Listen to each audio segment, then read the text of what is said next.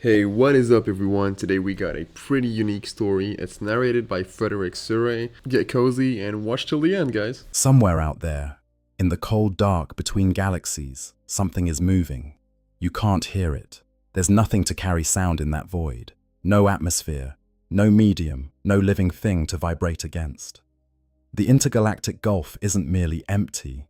It is a silence so complete that even the concept of sound seems to dissolve in it. The nearest stars are separated by distances that make the word vast seem almost embarrassingly small.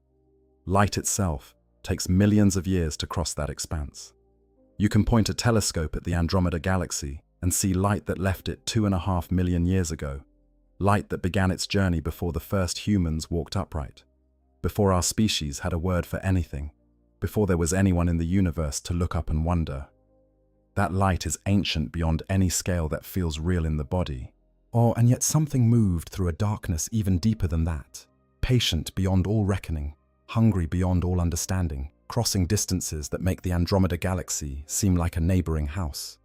We call them the Tyranids, but they don't call themselves anything at all. Welcome back. Settle in tonight.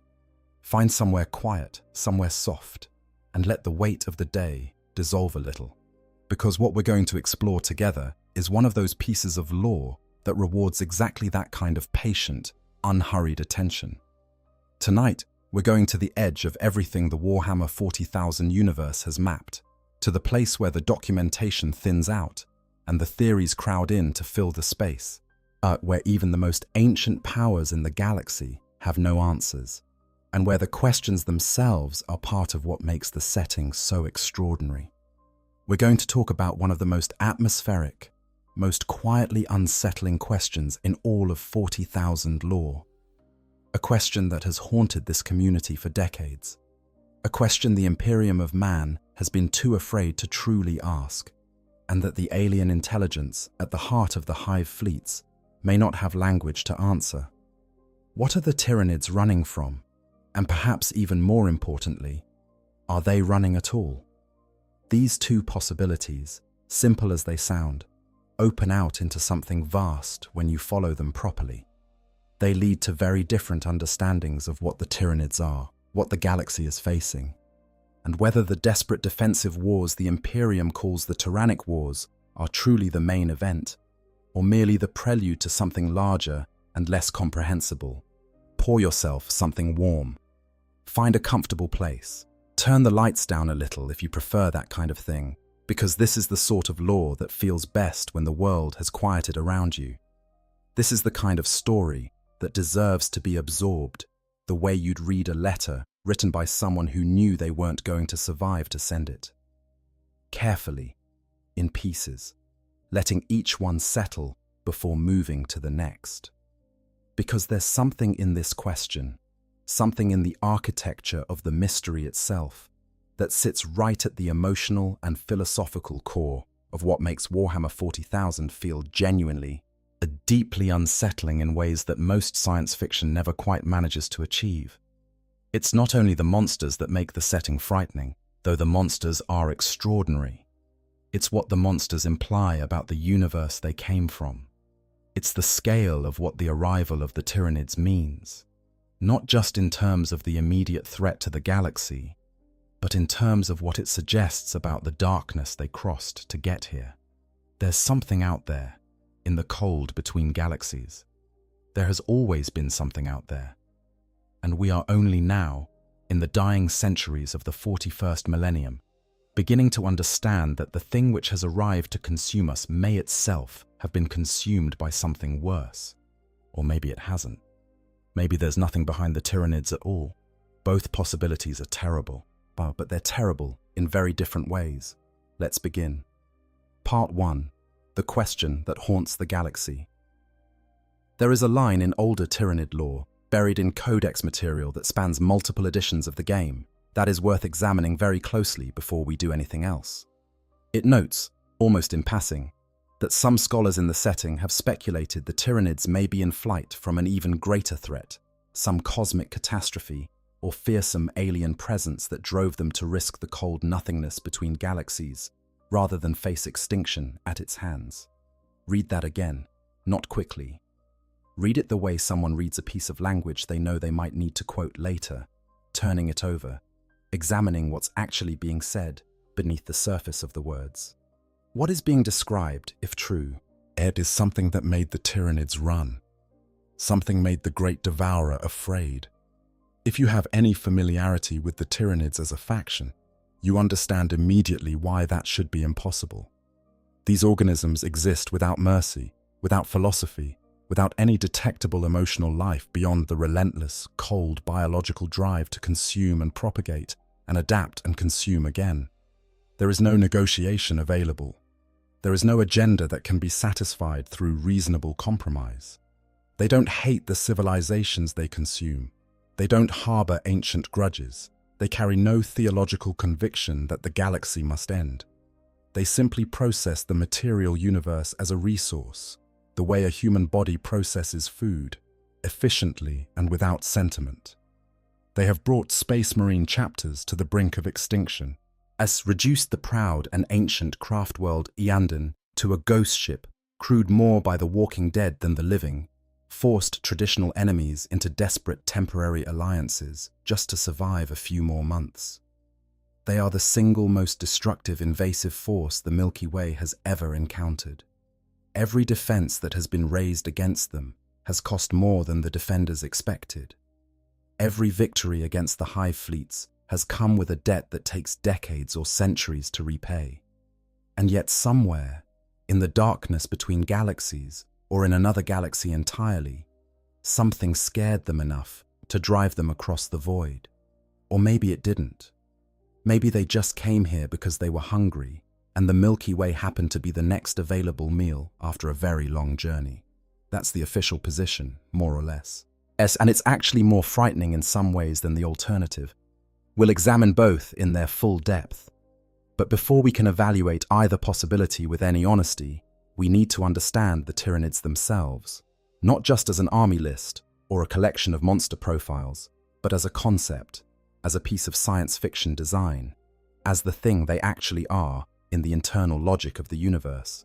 Because the horror of the Tyranids is not superficial, it is layered, and each layer adds to the one beneath it, and the whole structure, understood properly, is one of the great pieces of dark imaginative world-building in the history of the science fiction genre.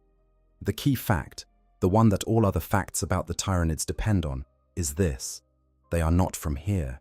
Well, not just in the sense that orcs or Eldar or Chaos are alien to human experience. Those factions are part of the galaxy. They evolved here, or they crossed here from the warp, which is adjacent to here, or they were created here during the ancient wars that shaped this galaxy's history. The Tyranids share none of that background.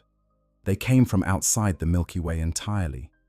They crossed the intergalactic void, the emptiness between galaxies, a distance so incomprehensibly large that the galaxy itself starts to feel like a local neighborhood by comparison. They came from somewhere else, somewhere that the Milky Way's inhabitants have no knowledge of, no maps of, no scouts or probes, or far-seeing psychic impressions of. Somewhere beyond the edge of everything anyone in this setting has ever been able to look at and name. Or the nearest major galaxy to the Milky Way, Andromeda, sits approximately 2.5 million light-years distant. 2.5 million. Light travels nearly 9.5 trillion kilometers in a single year. Multiply that by 2.5 million, and you arrive at a number that doesn't fit comfortably inside the human mind. And that's just to the nearest candidate. The Tyranids may have come from somewhere much further. They slept during that crossing. The great hive ships, enormous biological constructs, driven by living engines, and crewed by creatures grown for specific purposes, entered a state of deep hibernation. Their biological processes reduced to barely a whisper. Their bodies cooled to near absolute zero. Their consciousness distributed across the hive mind and slowed to a pace so glacial that centuries might pass between coherent thoughts. In the cold between galaxies, there is nothing to eat, nothing to sustain the relentless consumption that drives every aspect of the Tyranid existence. So they waited. Patient in the way that glaciers are patient, in the way that tectonic plates are patient, in the way that nothing with a human relationship to time can be patient. A patience that has no frustration in it, because the concept of frustration requires an awareness of time passing, and the hibernating fleet had largely released even that. And then something woke them up. The story of that waking, of how the Tyranids found the Milky Way, and what humanity's role was in drawing them here. This is one of the most quietly devastating pieces of lore in all of 40,000. It's the kind of story that rewards sitting with, letting the implications settle into place one at a time, each one adding another layer of inevitability to the catastrophe that followed. But to tell that story properly, and to truly understand the question we're exploring tonight, we first need to understand something about the nature of the swarm itself, about the hive mind, about the biology of the invasion, about the architecture of something that isn't quite an organism, and isn't quite a civilization, and isn't quite an intelligence in any sense a human could comfortably recognize, but is all three of those things simultaneously at a scale that makes individual examples of each seem small. Part 2. What we know. The Tyranids are not from here. The word extragalactic doesn't do the situation justice. It's the correct word, but it's too contained. It doesn't carry the weight it needs to carry. Let me try to build that weight more carefully. Our Milky Way galaxy contains somewhere between 100 billion and 400 billion stars. The uncertainty in that number is itself extraordinary. We don't even know how many suns our galaxy has to within a factor of 4. The light from the galactic center takes roughly 26,000 years to reach Earth. The galaxy is a disk approximately 100,000 light-years across, with spiral arms curling out from a central bulge in great sweeping arcs that take hundreds of millions of years to complete a single rotation.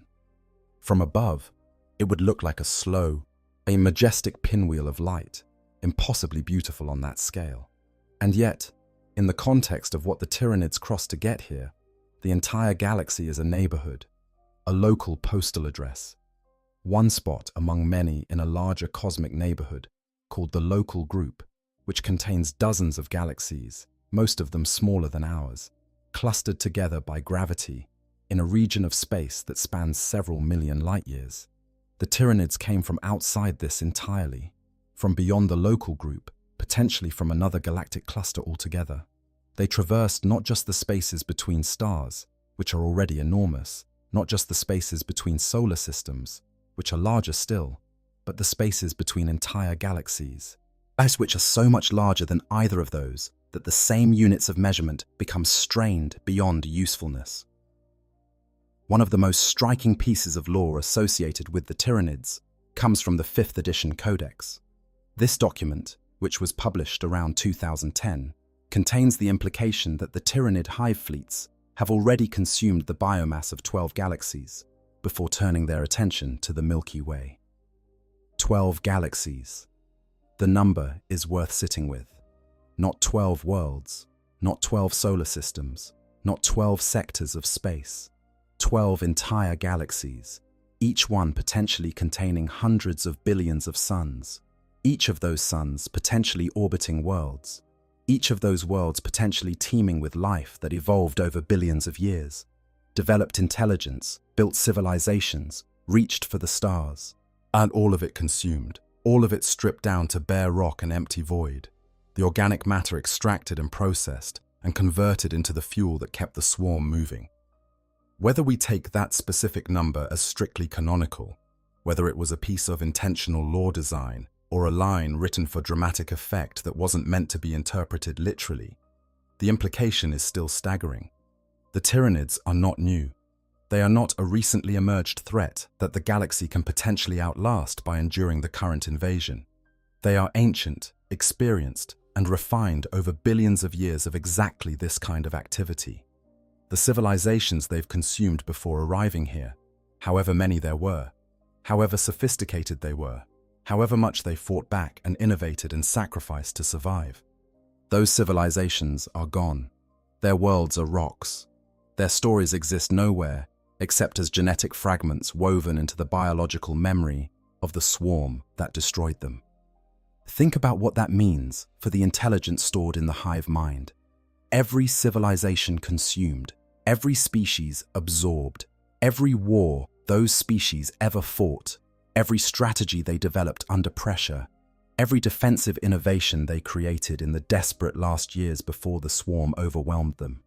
All of that information is still in there somewhere, incorporated into the genetic heritage of the collective, available to be drawn upon when the hive mind encounters analogous situations. When Space Marines fight Tyranids, they may be fighting against tactics refined through encounters with species no one in the Milky Way has ever heard of.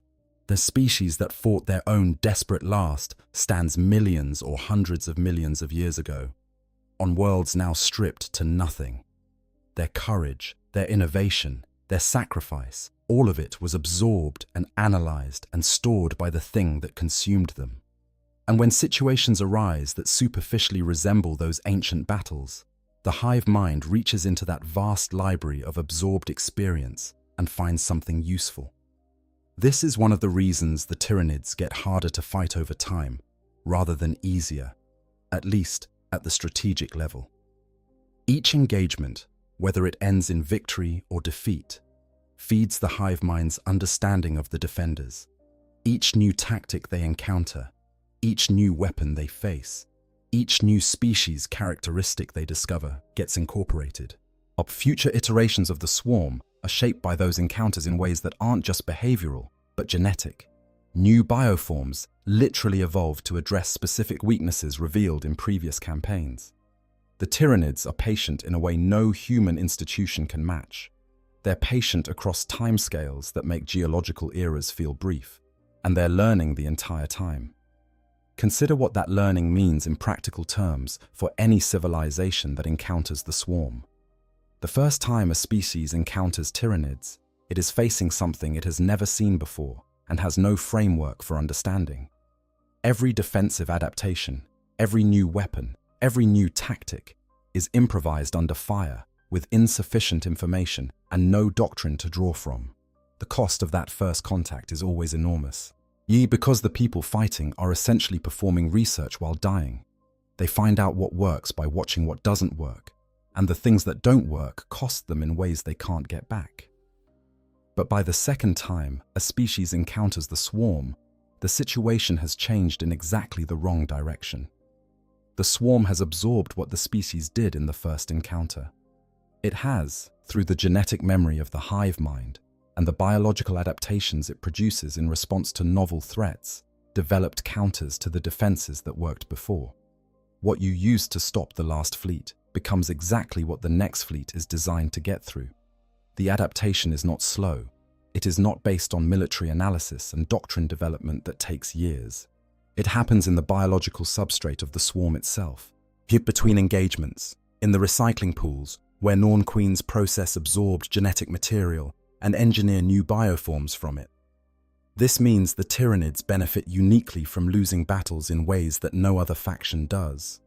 When the Imperium defeats a Tyranid force, the Tyranids learn from that defeat in a way that makes the next force more effective against the same defenders. When a Chaos warband is defeated, it doesn't necessarily incorporate the lessons in any coordinated way. When an Orc horde is scattered, the survivors mostly just find something else to fight, until the numbers build back up. But when Tyranids are defeated, the hive mind processes that defeat the way a student processes a difficult exam, identifying the gaps in its knowledge and filling them with new adaptations. The Tyrannic Wars, taken as a sequence, illustrate this perfectly. Behemoth came with brute force and was stopped by concentrated resistance. Kraken came with speed and multiple vectors, specifically to address the vulnerability Behemoth showed. Leviathan came from an unexpected direction and at unprecedented scale, specifically to address the geographical limitations Kraken showed. The Fourth Tyrannic War features precision instruments and new angles of approach, specifically to address the coordinated defense patterns the Imperium developed against Leviathan. Each war is, in the hive mind's terms, a refinement, a debugging process. The galaxy is being iteratively tested, and the test conditions are adjusted after each round. The final version of whatever comes from this process, when the main fleet arrives and commits fully, it will be the product of everything the hive mind has learned from every engagement in every Tyrannic war. Everything the defenders developed that worked. Everything they sacrificed to stop the previous fleet. All of it processed and countered and made irrelevant. Now consider the central question. If the Tyranids have been doing this for so long, if they've consumed galaxy after galaxy across immeasurable stretches of time, then how did they end up in the intergalactic void in the first place? Specifically, how did they end up in the void between galaxies in a state of deep hibernation, dormant and drifting, waiting for a signal that could orient them toward their next meal? And further, what kind of threat produces the calculation in the hive mind that retreat is preferable to continued adaptation? What the Tyranids don't retreat from individual worlds or from individual engagements where the cost is too high. The hunger drives them forward past losses that would break any conventional military force. For the hive mind to choose the cold void over engagement, whatever it encountered would have to be something that defeats kept confirming couldn't be adapted against. Something that remained ahead of every new bioform, every new strategy, every genetic lesson incorporated from every prior battle. Something that the swarm's own particular kind of genius could not outlearn. There are really only two broad categories of explanation. The first is straightforward and awful. They ate everything in their previous location. They reduced the galaxy they inhabited to an empty shell, stripped every planet of biomass, processed every resource, and then faced the terminal abyss of starvation. With nothing left to consume, the hive mind made the only calculation available to it: push into the void and seek the next source of food. The hibernation was not sleep chosen for comfort or convenience. It was a necessary adaptation to a crossing that provided nothing to sustain the fleet. They drifted for tens of thousands or hundreds of thousands of years because they had no choice. The hunger that drives every Tyranid organism, from the smallest ripper swimming through a reclamation pool to the largest bio-titan crushing fortresses underfoot, was their fuel for crossing that darkness. Not bravery or exploration or strategic ambition, pure biological desperation. This explanation is consistent with everything we know about the Tyranid mindset. The hive mind doesn't dream of conquest. It doesn't contemplate glory. It processes the universe as a resource to be consumed. When one feeding ground is exhausted, you move to the next one. The void crossing was not a plan. It was a forced maneuver by an organism that had consumed itself out of options and needed to find more to eat.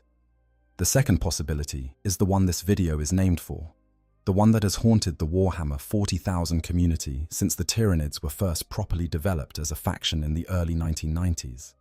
The one that was deliberately written into official lore as a "some scholars speculate" line, suggesting Games Workshop put it there with intent rather than accident. They weren't just leaving, they were fleeing. Something in whatever galaxy they came from, or perhaps in the void itself, drove them out. Not hunger, not the exhaustion of food, a but active threat. Something that the Great Devourer, the most destructive biological force in known history, could not stand against. Something that made crossing the terrible emptiness of intergalactic space, with its promise of starvation and deep hibernation and uncertainty about what lay on the other side, seem preferable to remaining. That's the question we're going to examine tonight in all its implications. But first, we need to understand how they found us, because that story involves humanity, and it involves an act that was completely understandable given the circumstances, and it resulted in the single greatest long-term threat to all life in the Milky Way. It's the kind of story that feels almost fated in retrospect, yet the kind where you can trace the chain of events backward and find the exact moment that set everything in motion, but where the person at that moment had no idea what they were starting. Part 3. How They Found Us, the Pharaohs, and the Unwitting Invitation. The year, in Warhammer calendar terms, is early M31. The Horus heresy is consuming the Imperium of man. What was supposed to be the culmination of the Great Crusade, the unification of humanity under the Emperor's enlightened rule, has become a galaxy-spanning civil war with a body count measured in billions, losses accumulating on a daily basis that dwarf anything in human history. The brightest lights of the Imperium are turning against each other. Primarchs, who were brothers by creation and purpose, are now leading armies against one another across 100 burning systems. A Roboute Guilliman, Primarch of the Ultramarines Legion and one of the finest military and administrative minds humanity has ever produced, finds himself cut off from Terra by a supernatural disaster called the Ruin Storm. This catastrophic warp storm was conjured by the Wordbearer's traitor legion, deliberately, as a weapon of war, to split the galaxy in two and isolate the loyalist forces of the Ultramarines and their allies from the seat of the Emperor's power. The Ruin Storm is not just a navigation hazard, it is an active denial of communication. Astropathic messages cannot get through. Warp travel in the region is suicidal. Guilliman has no way to know what is happening on Terra, no way to receive orders or send help, no way to coordinate with the wider loyalist war effort. In this crisis, Guilliman makes a decision that will define the next several thousand years of galactic history, though not in the way anyone involved could have anticipated. He creates a backup Imperium. He calls it Imperium Secundus, centered on the 500 worlds of Ultramar, and he designates his brother Sanguinius, the Primarch of the Blood Angels, as its Emperor Regent. Imperium Secundus is meant to be a contingency, a preserved core of imperial ideals and capability that can survive whatever happens to Terra and the original Imperium, a seed from which humanity can eventually rebuild. To make Imperium Secundus viable, he needs communication. He needs a way to coordinate scattered loyalist forces across the region, to guide them to rally points and maintain the network of trust and common purpose that holds an empire together. Now, the warp is unavailable for this. Normal astropathic communication doesn't work through the Ruin Storm. But on a world called Sotha, buried within a geological feature called Mount Pharos, there is a device. Nobody knows what it is at first. It was there when humans arrived, clearly ancient, clearly the work of some intelligence whose nature they couldn't immediately determine. Later analysis would identify it as Necron technology, one of a network of similar devices scattered across the galaxy, artifacts of the war in heaven that the Necrons used for interstellar communication and navigation through means that didn't require the warp at all. The Pharos device operates through quantum empathic resonance, a form of signaling so fundamental to the structure of reality that it can penetrate things the warp cannot, is including warp storms that would otherwise make communication impossible. Guilliman uses the Pharos of Sotha as his navigation beacon, his substitute for the Astronomicon that he can no longer reach.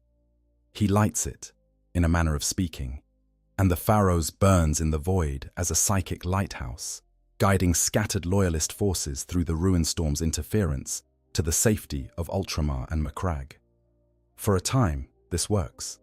Imperium Secundus takes shape, forces rally, the situation stabilizes, at least locally, and then the Night Lords come for it. The Night Lords are a traitor. Legion of particular viciousness, the sons of Conrad Kurz, warriors who had always used fear and cruelty as weapons, and who now, freed from any pretense of loyalty or restraint, have become something genuinely monstrous. They want the Pharos device for their own reasons, strategic and personal. They want to use it to find their Gene Father Kurz, who has gone missing in the chaos of the war. They descend on Sotha in force, 20,000 Night Lords warriors against the small garrison left to protect the device.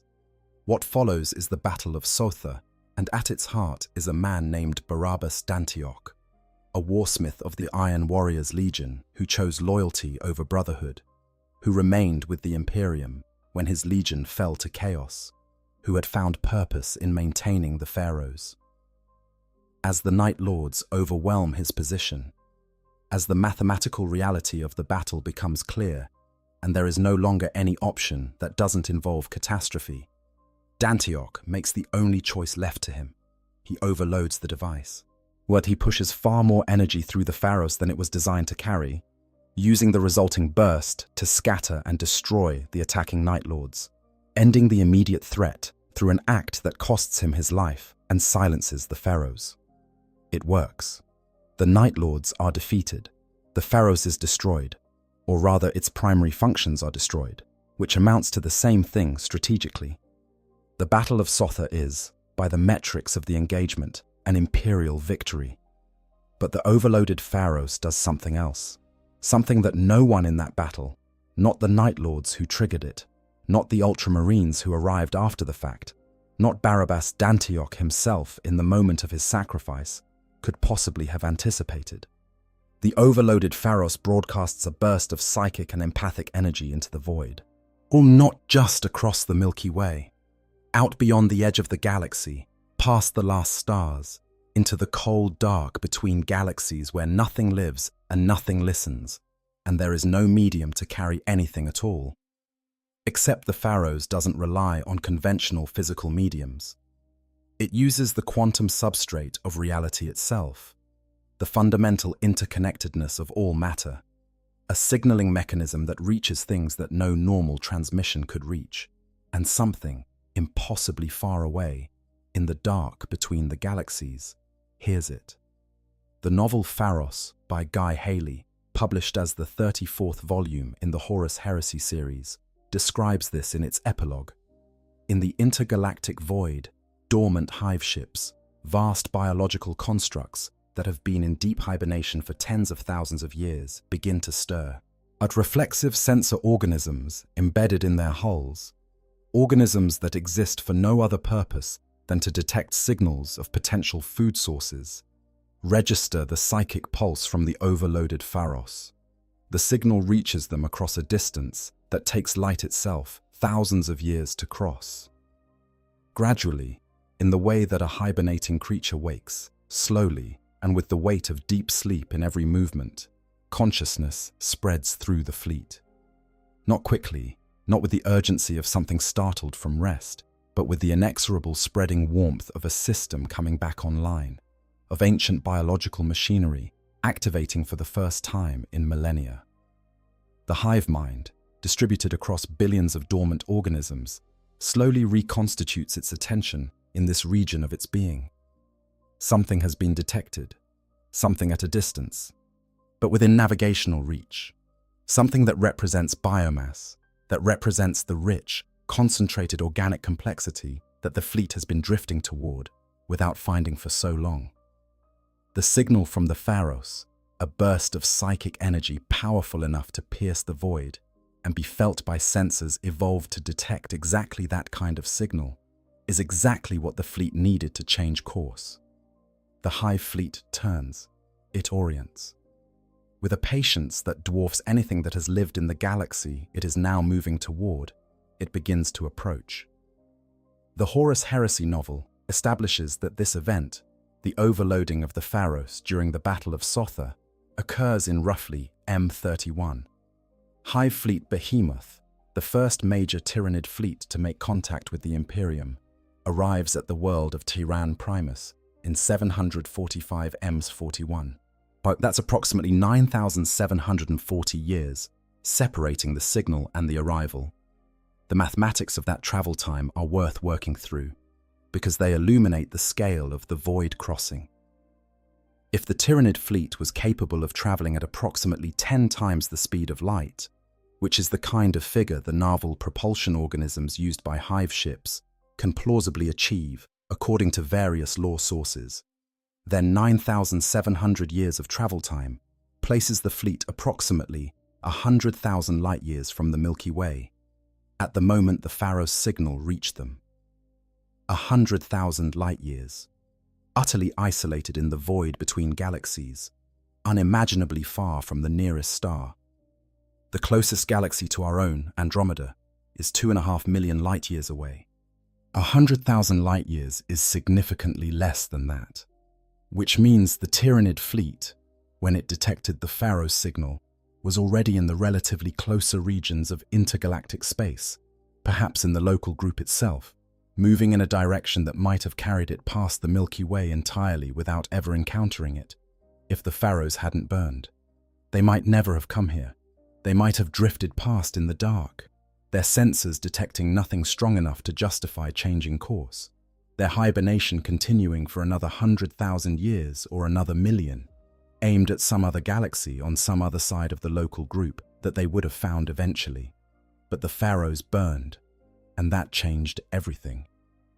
After the pharaohs, the Astronomicon itself, was the blazing psychic beacon sustained by the Emperor's dying presence on the golden throne at the heart of terror, becomes the primary lure. The pharaohs was the first signal that woke the fleet. The Astronomicon is what guides it deeper, what acts as the navigation star for the hive mind's endless approach toward the center of the galaxy. The Emperor, in his terrible, half-living, half-dead state on the golden throne, pouring out psychic energy to keep the Imperium's ships navigating through the warp, is simultaneously lighting a beacon that draws the galaxy's greatest predator toward him. There is something deeply, profoundly grim about that. The Emperor sustaining humanity is simultaneously ensuring that the Tyranids can always find the Milky Way. The same signal that keeps the Imperium alive is the signal that calls the swarm home. Our terror is the destination. It has always been the destination. Part 4. The architecture of the swarm. Biology of an unstoppable hunger. To understand the Tyranids properly, to feel the weight of what they are rather than just knowing the facts about them, you need to understand the hive mind. Not as an abstract concept, as a reality of scale and nature that has no real parallel in anything familiar. Imagine a consciousness distributed simultaneously across billions of individual organisms. Each creature in a hive fleet is not an individual in any meaningful sense. It carries no personal name, no personal history, no ambitions or fears or preferences that are separate from the will of the collective.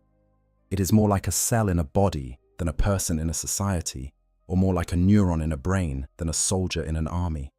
Each creature has its own biology, its own sensory systems, its own specific role in the grand machinery of the swarm.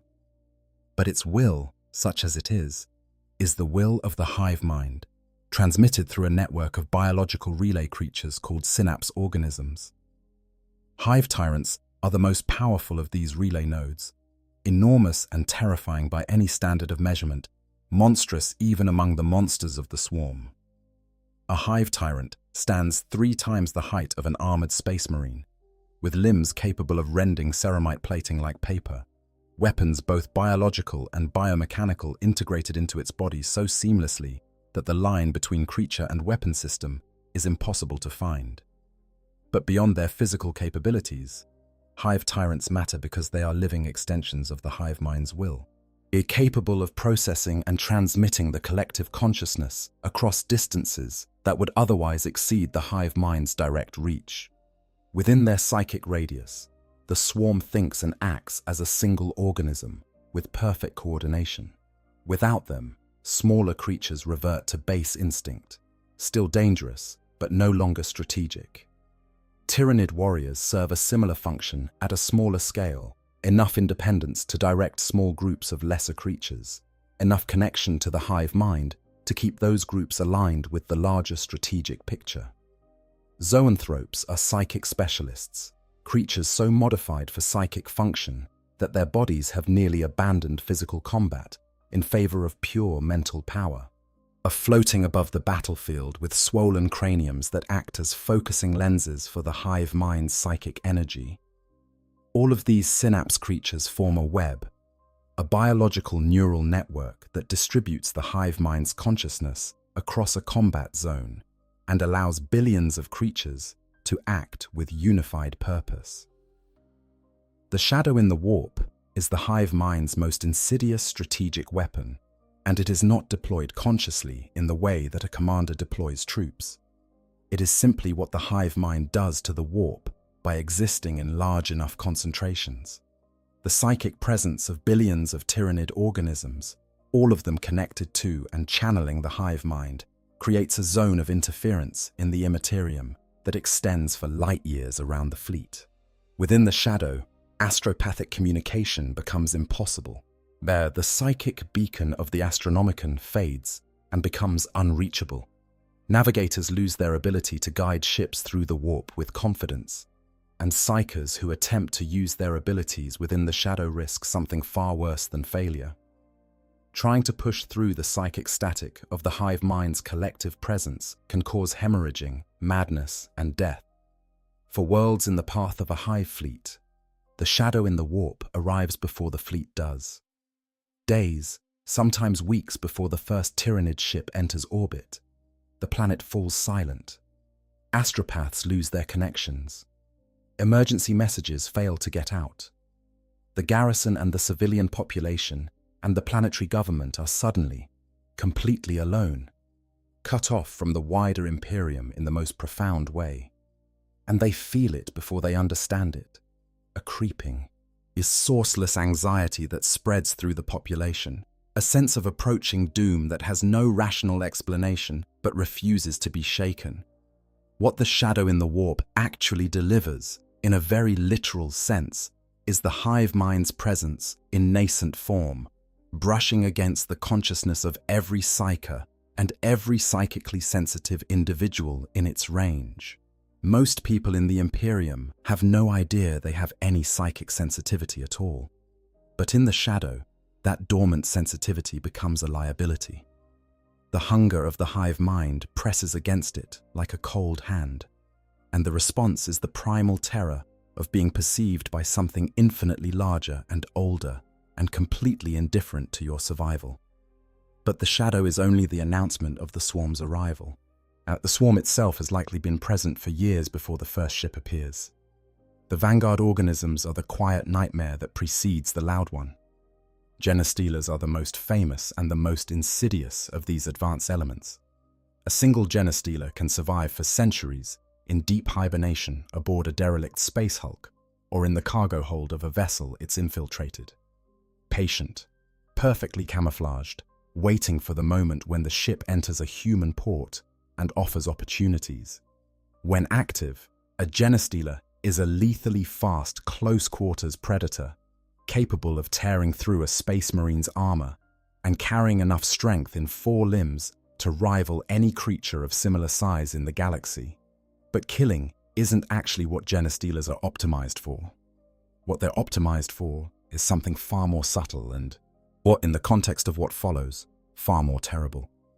The genestealer's kiss is delivered through a specialized biological mechanism that injects genetic material into a host.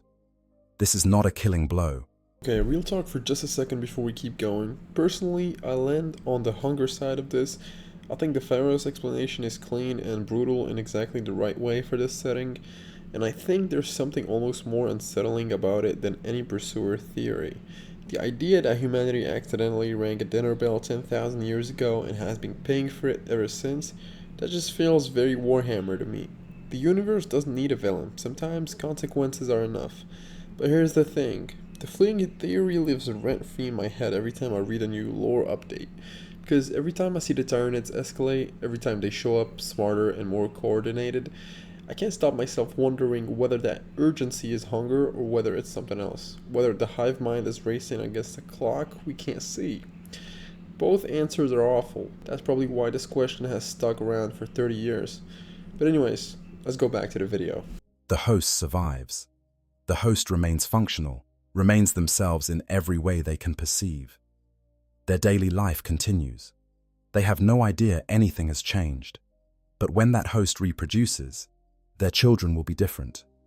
Hybrid creatures that carry Tyranid genetic material alongside their host species' own biology, physically changed in ways that become more pronounced with each generation, but psychically linked from birth to a collective consciousness called the brood mind. These hybrids feel drawn together. They feel a kinship that is deeper than family, a sense of shared purpose and shared identity that the genestealer cult provides a framework for expressing. They form their cult around their patron organism, the original genestealer that started the chain, worshipping it as a divine being that has blessed their bloodline. The darkness in this, the particular cruelty that makes genestealer cults such a brilliant piece of storytelling, is that the cultists are sincere. They believe in their salvation. They believe the coming of the fleet represents their apotheosis, their elevation, the moment when the galaxy will understand what they are. The irony, which the lore maintains with beautiful consistency, is that the fleet doesn't know they exist as individuals. The fleet knows only the signal they're emitting, the psychic beacon that guides the hive ships toward their world. But when the fleet arrives and begins the process of consuming the planet, the cultists are consumed alongside everyone else. The hive mind didn't save them for their service. It just followed their signal to food. Lictors operate on a different principle. Where genestealers are social infiltrators, lictors are lone hunters. These creatures are engineered for stealth in ways that make them among the most effective scouts and assassins in the 40,000 universe. They can render themselves nearly undetectable to most sensor systems, can compress themselves into spaces smaller than their apparent body mass should allow, can remain motionless in environmental conditions that would kill most biological creatures, for weeks or months if necessary. They move ahead of the fleet as individual agents, investigating star systems, cataloging defenses, or hunting down high-value targets that the hive mind has identified as priorities. A lictor carries in its body the biochemical residue of everything it has ever touched, every organism it has ever consumed or been near to, a biological database of the environments it has passed through. This information feeds back to the hive mind through the synaptic network, contributing to the collective intelligence's growing understanding of the prey world. Together, these vanguard organisms represent the first phase of a process that the Imperium has taken to calling tyranniforming. Before the fleet arrives, the world has already been assessed, weakened from within, and seeded with the first biological preparations for consumption. Genestealer cults have destabilized governance and military command structures. The lictors have identified the most significant defensive installations and their locations. Spore organisms, scattered by vanguard drone ships, may have already begun altering atmospheric chemistry in subtle ways that make the planet more suitable for the final phase. When the fleet arrives properly, when the vast biological shapes of the hive ships darken the sky and the shadow in the warp becomes total, the tyranniforming accelerates into something overwhelming. Spore swarms drop from orbit in numbers that individual defenders cannot meaningfully address. Genestealers emerge from the underworld where they've been hiding and lead uprisings in the streets. And among them all come the warriors, the hormagaunts and termagants and carnifexes and hive tyrants, an overwhelming biological mass that presses on every front simultaneously. After the fighting, when resistance has been broken, comes the final phase. Capillary towers rise from the planet's surface, massive biological structures kilometers tall, tubes and membranes and processing organs on a scale that dwarfs any building humanity has ever constructed. These towers consolidate the consumed biomass, drawing up the organic matter of the planet, processing the bodies of the dead defenders alongside every other organic thing that remains, sending it all up to the fleet in orbit in a continuous river of biological material. The atmosphere is inhaled. The seas are consumed. The soil is processed down to its organic content. What remains when the fleet moves on is a rock. Not even a dead world in the sense of a place where life once existed but could theoretically return. Just bare stone, airless and cold, drifting in its orbit, with no evidence remaining that anything ever lived there. The geological record is intact. The physical structure of the world survives. But the story of everything that lived and grew and thought and struggled on that world is gone, incorporated into the swarm, carrying no name and leaving no trace. The Tyranids do this without malice, without triumph, without anything recognizable as emotion in a human sense. This is simply the way they feed. The totality of it, the completeness of the consumption, the indifference to anything that isn't biomass or threat. That's what makes the Tyranids uniquely horrifying in the bestiary of the 40,000 universe. Other enemies hate you. This one simply processes you. Part 5. the hive fleets. Arrive, the Tyrannic Wars. The first contact between the Imperium of man and the Tyranid hive fleets is generally placed at approximately 745 Mhan 41. The location is a world called Tyran Primus, an ocean world on the eastern fringe of the galaxy, home to an Adeptus Mechanicus research outpost and a garrison of Imperial forces whose names are mostly lost to subsequent events. The defenders had approximately 24 hours of warning. Observation systems detected the approach of an unidentified biological mass of extraordinary size moving through the outer system. The outpost managed to send an astropathic message before communications were cut off by the shadow in the warp. Then the shadow fell over them, and Tyran Primus went silent. When Inquisitor Fidus Cryptman of the Ordo Xenos arrived to investigate the silence, he found nothing. The world had been stripped of every molecule of organic matter. Every plant, every person, every microorganism in the soil and water, everything was gone. What had been a living world with a sizable population was now a ball of rock. The oceans were empty basins. The atmosphere was gone. Cryptman followed the trail of dead worlds that preceded this one, tracing the path of the fleet backward through a series of systems that had each experienced the same treatment.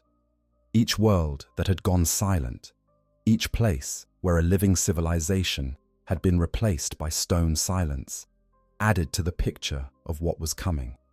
He gave the fleet a name. He called it Behemoth, and he tried to warn people about what Behemoth represented, as about the scale of the threat, about the fact that this was not a conventional raid or invasion that conventional military responses could address. He was not, initially, widely believed. The Imperium is an enormous and bureaucratic institution with a deeply ingrained tendency to classify unfamiliar threats as extensions of familiar ones. The Adeptus Mechanicus analyzed the biological material recovered from Tyran's surface and struggled to place it in any existing xenological framework. Senior officials speculated that Behemoth might be a new variety of orc weapon, or an unusual manifestation of chaos biology, or something that the available defensive forces could manage. Behemoth demonstrated otherwise. The fleet's path took it directly through Ultramar, the domain of the Ultramarines chapter. It aimed at the heart of the galaxy with the single-minded directness of an organism following a navigation signal toward food. World after world fell. Systems consumed. Populations absorbed. The trail of rocks and silence grew longer. The paradise world of Prandium fell. Portions of Calth were attacked, with the garrison managing to hold, but only through losses that would have been considered catastrophic against any other enemy. Each world consumed added to Behemoth's strength. Each consumed biosphere, adding more raw material to the fleet's biological reserves, more fuel for the engines of the swarm.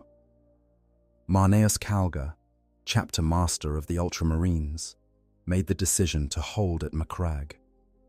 He had the intelligence Cryptman had gathered, the projected trajectory, plus the understanding that Behemoth was not behaving like any known enemy, but was moving directly toward what the Astronomican's signal was strongest. He fortified Macragge, drew in every available force from across Ultramar, positioned his fleet in the orbital space above the planet for maximum defensive effectiveness, and waited. The waiting is its own kind of horror in these accounts, watching the reports come in from the worlds between the eastern fringe and Ultramar, each report shorter than the last, each world's garrison having less time before the shadow fell and silence replaced their voices. When Behemoth came, what followed was the first Tyrannic War, with the climactic engagement at the Battle of Macragge occupying a central place in the chapter's history ever since. What made the battle memorable, or beyond its sheer scale and ferocity, was the emergence of the Swarm Lord. This is a creature unlike anything else in the Tyranid hierarchy, not merely a large and powerful combat organism, but something qualitatively different. The Swarm Lord is as old as the Tyranid race itself, a singular bioform that the hive mind creates under specific circumstances.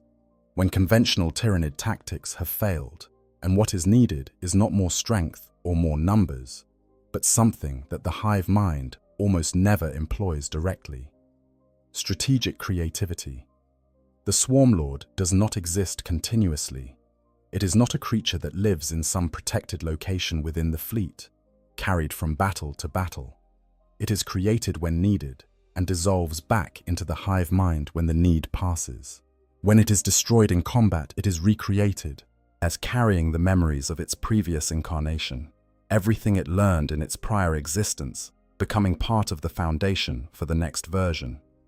The Swarm Lord is in this way effectively immortal, not as an individual, but as a repository of accumulated tactical experience, a specialized intelligence that gets more effective with every death, because each death adds new information to the base it starts from next time. This is the creature that appeared on Macragge and changed the character of the battle.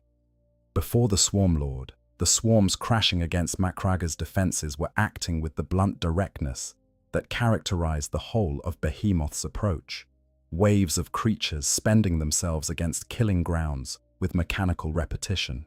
There's the mathematics of attrition working in favor of a fleet that could replace its losses faster than the defenders could. After the Swarm Lord, the swarms began to think. The creatures that had been dying in front of the wall began finding routes around it. The killing grounds that had been so effective stopped being effective because the swarm was no longer walking into them. Forces began to concentrate at weak points in a way that suggested something was observing the defenders' responses and drawing conclusions about where they were thinnest.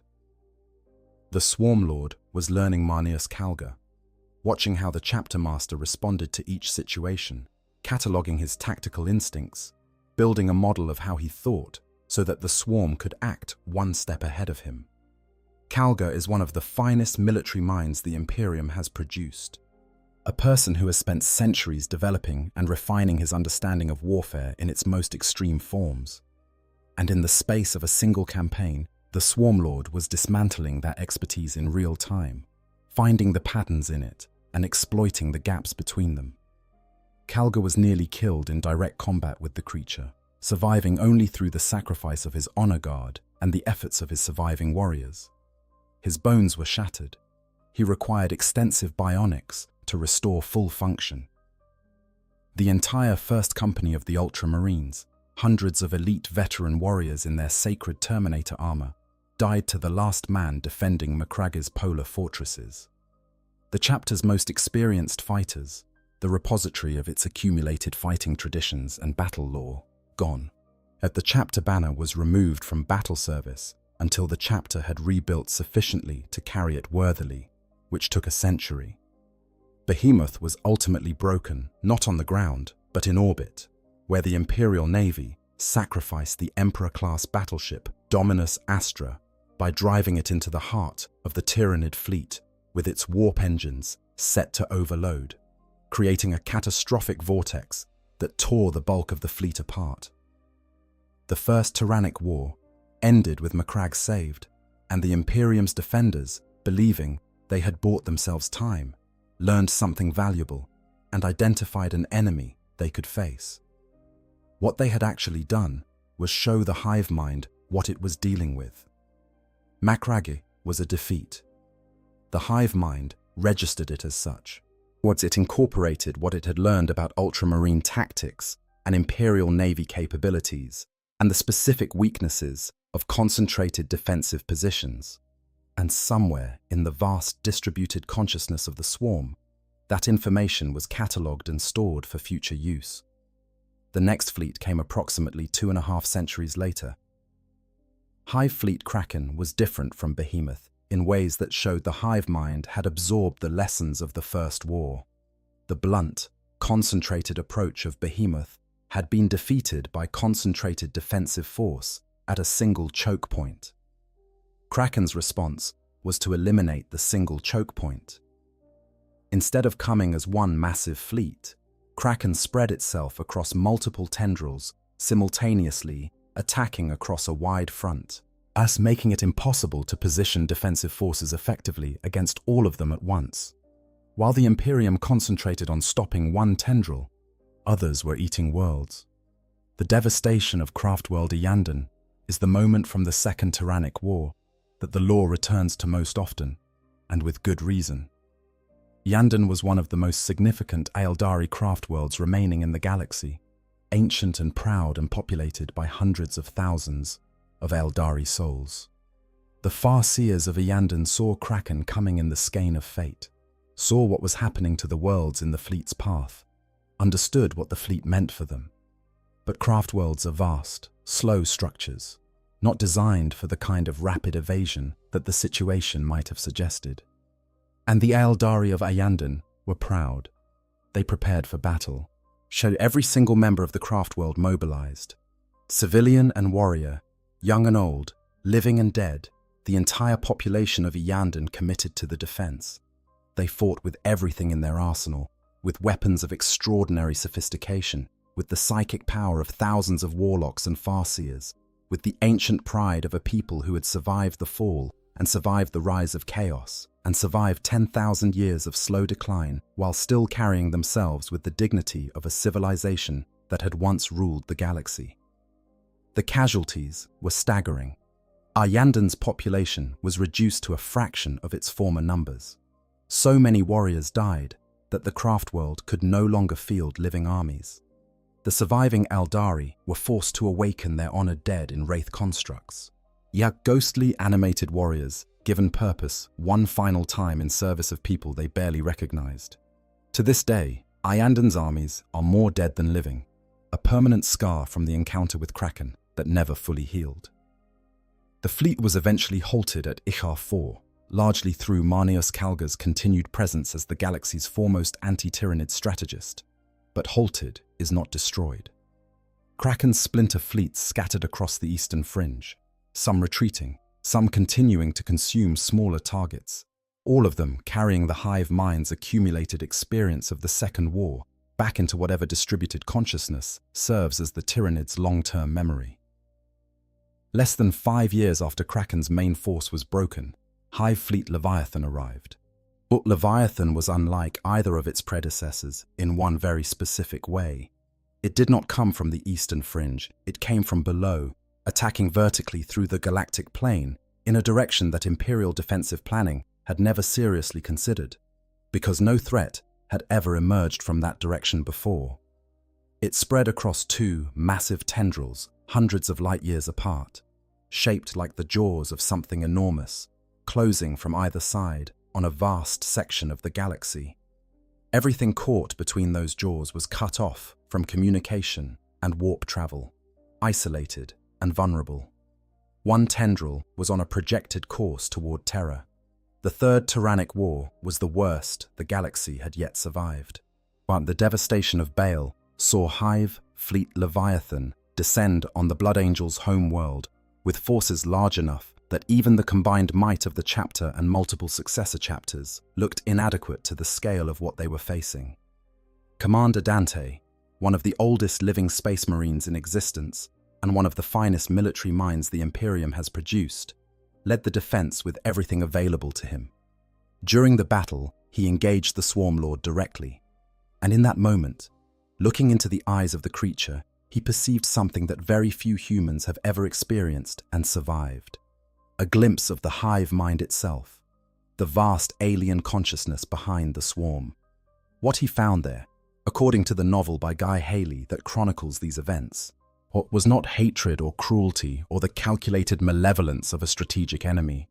What he found was hunger, nothing but hunger, a bottomless void of need that had no edges and no end and no possibility of satisfaction, because the hunger was not a state to be resolved, but the fundamental nature of the thing itself. Baal was saved, eventually, messily, with help that included Hornate demons, which is an extraordinary sentence to type about a Blood Angels chapter battle. Primarch Gilliman arrived with the Indomitus Crusade and helped purge the remaining Tyranid forces. But Leviathan was not destroyed. It was damaged, scattered in part. But the main mass of the fleet, the true scale of what Leviathan represented, remained. And it has come back. The Fourth Tyrannic War, the current conflict in the game's setting, features Hive Fleet Leviathan returning in even greater force than before. attacking from the Segmentum Pacificus, an area the Imperium had not fortified against Tyranid incursion, because previous incursions had not come from there. 3 new tendrils press inward simultaneously, their coordination suggesting a level of planning that draws on everything the hive mind has learned from 3 previous Tyrannic Wars, and the countless smaller engagements in between. They are still aimed at terror, the Astronomicon still calls them, and the hive mind is still learning. Part 6. The official answer. Pure, insatiable hunger. Let's be clear about what the law actually says in its most current and internally consistent form. The Tyranids are here because they're hungry. They came here because the pharaohs overloaded during the Battle of Sotha and sent a signal into the intergalactic void that their dormant sensor organisms detected. The fleet was in deep hibernation, drifting, not pursuing anything and not being pursued. When the pharaoh signal reached them, they woke up and changed course toward a food source. After the pharaohs, the ongoing signal of the Astronomicon continued to guide them deeper. They arrived in stages, fleet after fleet, each one representing a tendril of an invasion force that has not yet fully arrived. This is the answer provided by the Pharaohs novel.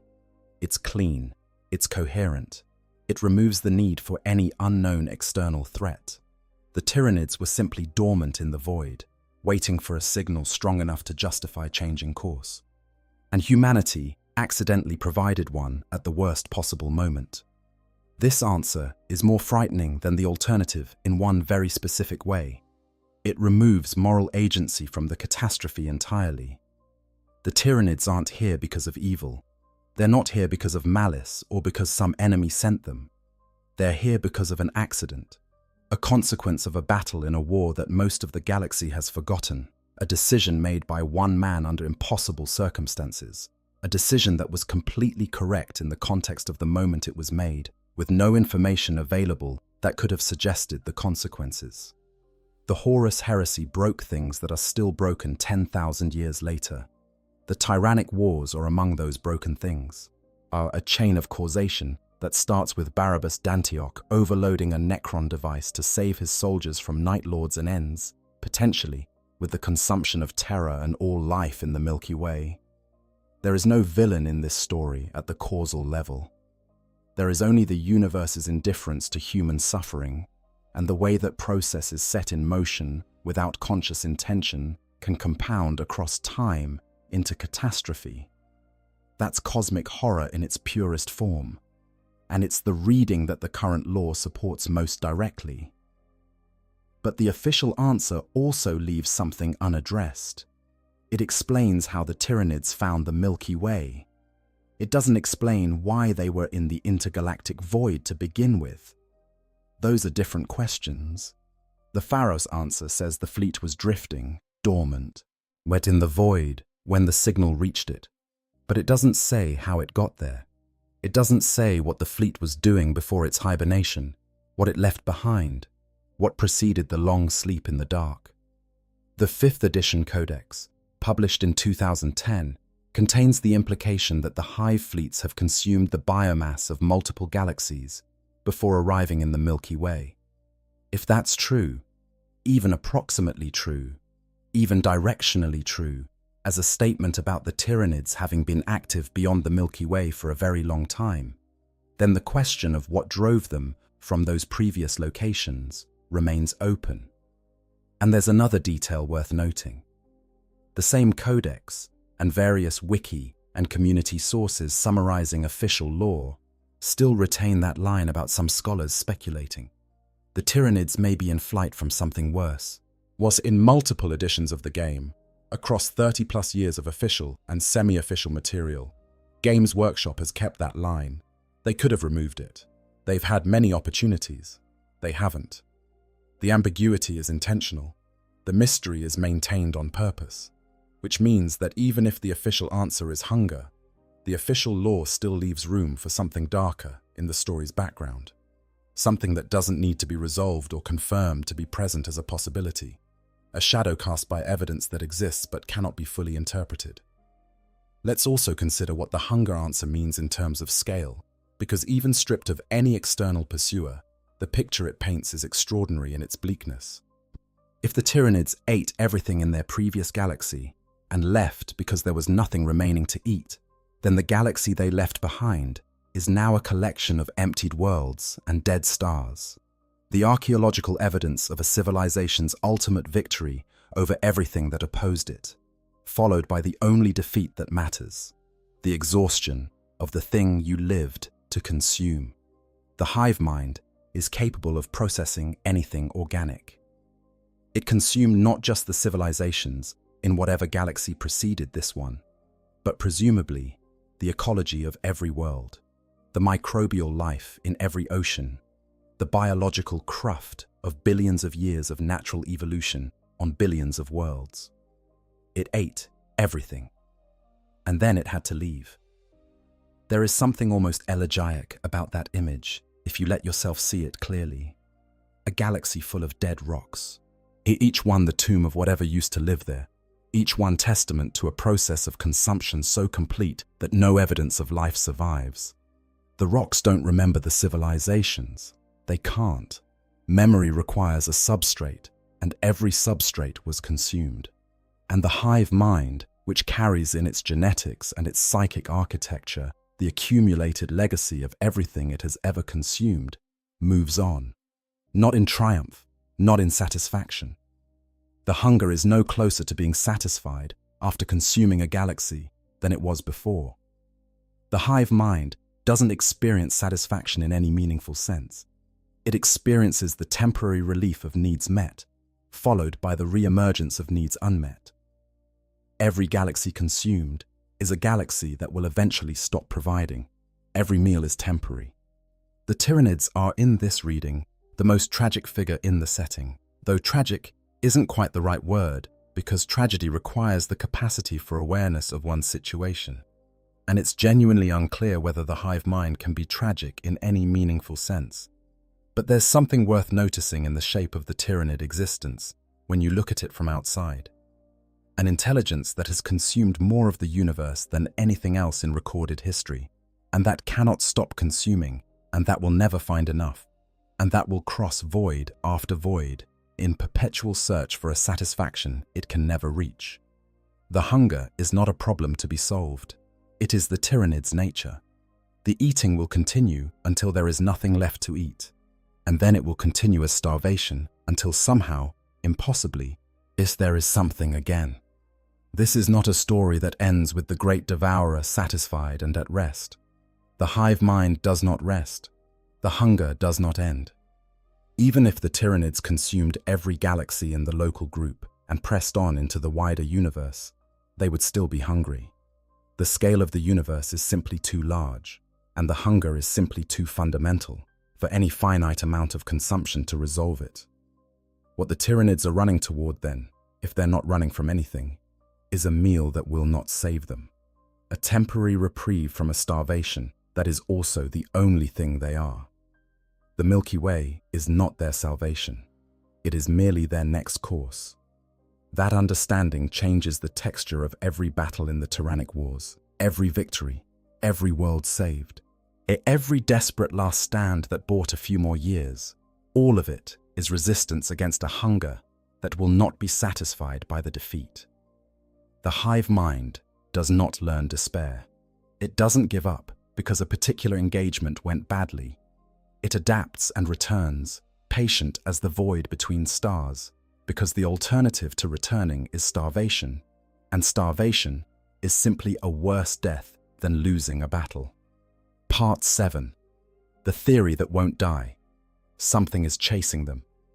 In the Warhammer 40,000 fandom wiki's main Tyranids entry, in a section describing the Tyranids' origins, there is still this passage. Some have even speculated that the Tyranids are in flight from an even greater threat, be it a cosmic disaster or another fearsome alien threat, and have risked the nothingness between galaxies rather than face extinction at its hands. That's not a fan's words. That's in the official wiki summarizing official lore. That line was written by Games Workshop writers and placed in a codex and has survived to the present day despite multiple edition revisions that could have removed it. So let's take it seriously and examine what it actually implies. The scenario it describes is this.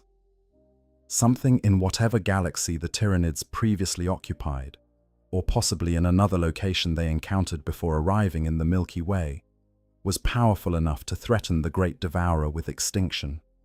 Not to slow it down, not to cause setbacks, but to genuinely threaten the continued existence of the species and the hive mind and the hive.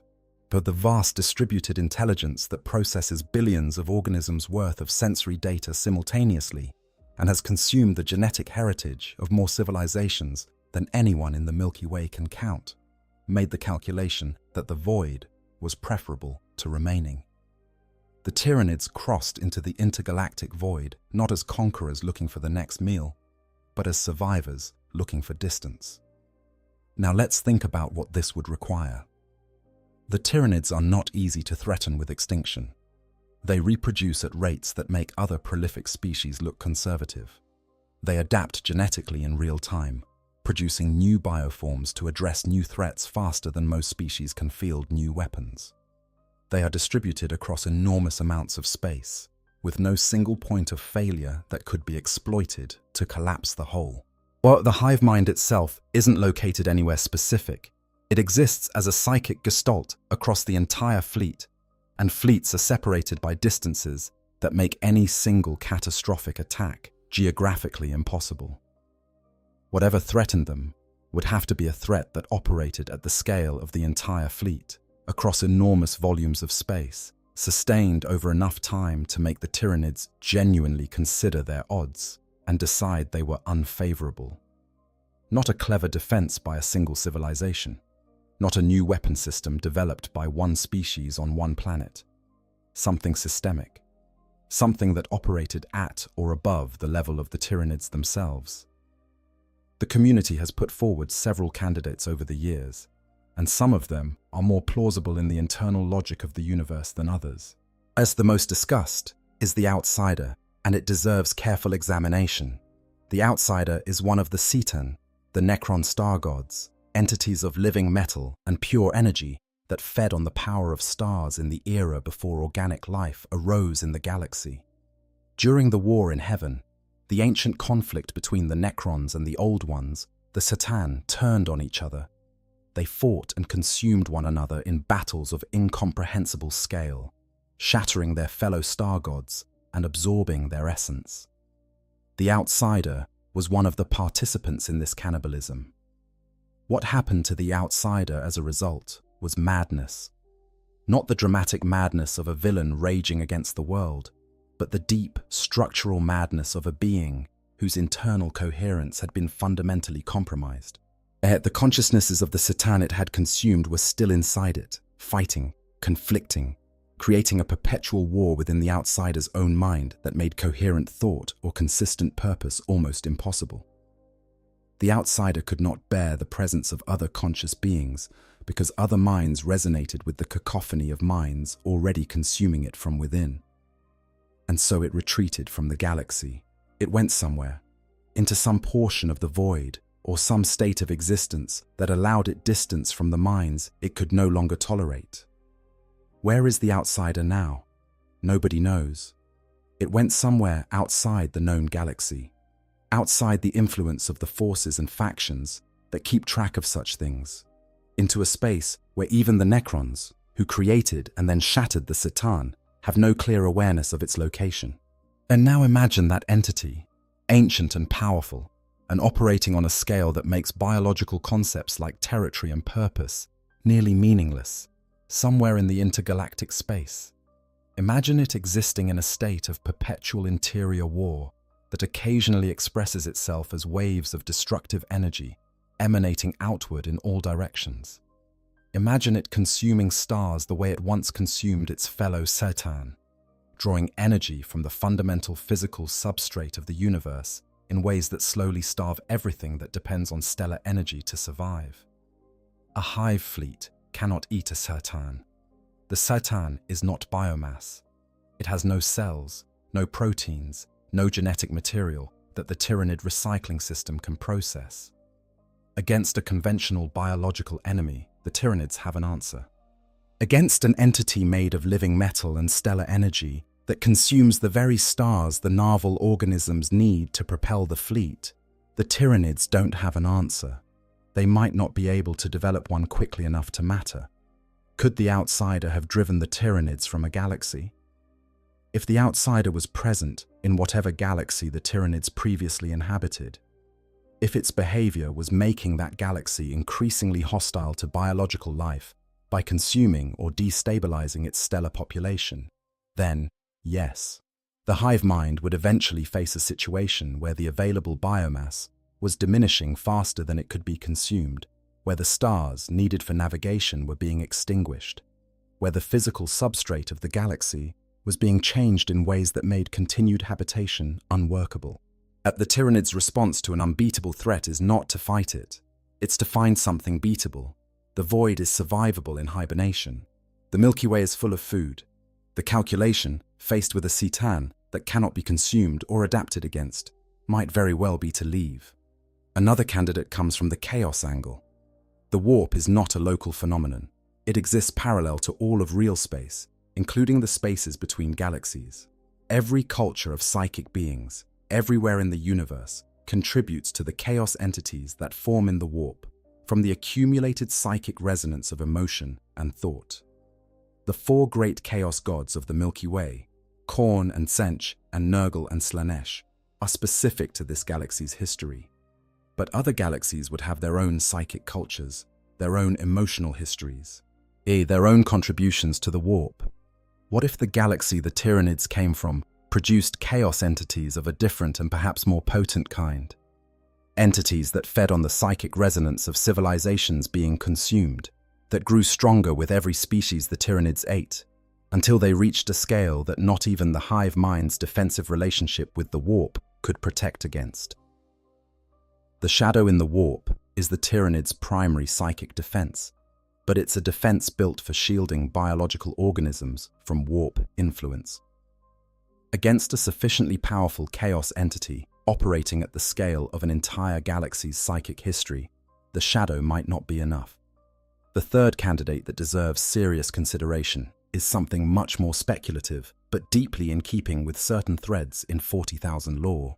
The Dark Age of technology is a period of human history about which very little is known, a time when humanity spread across the galaxy and beyond it, when artificial intelligence reached levels of sophistication that later became terrifying rather than inspiring. Some Dark Age of technology ships and constructs left the galaxy. They went out into the void.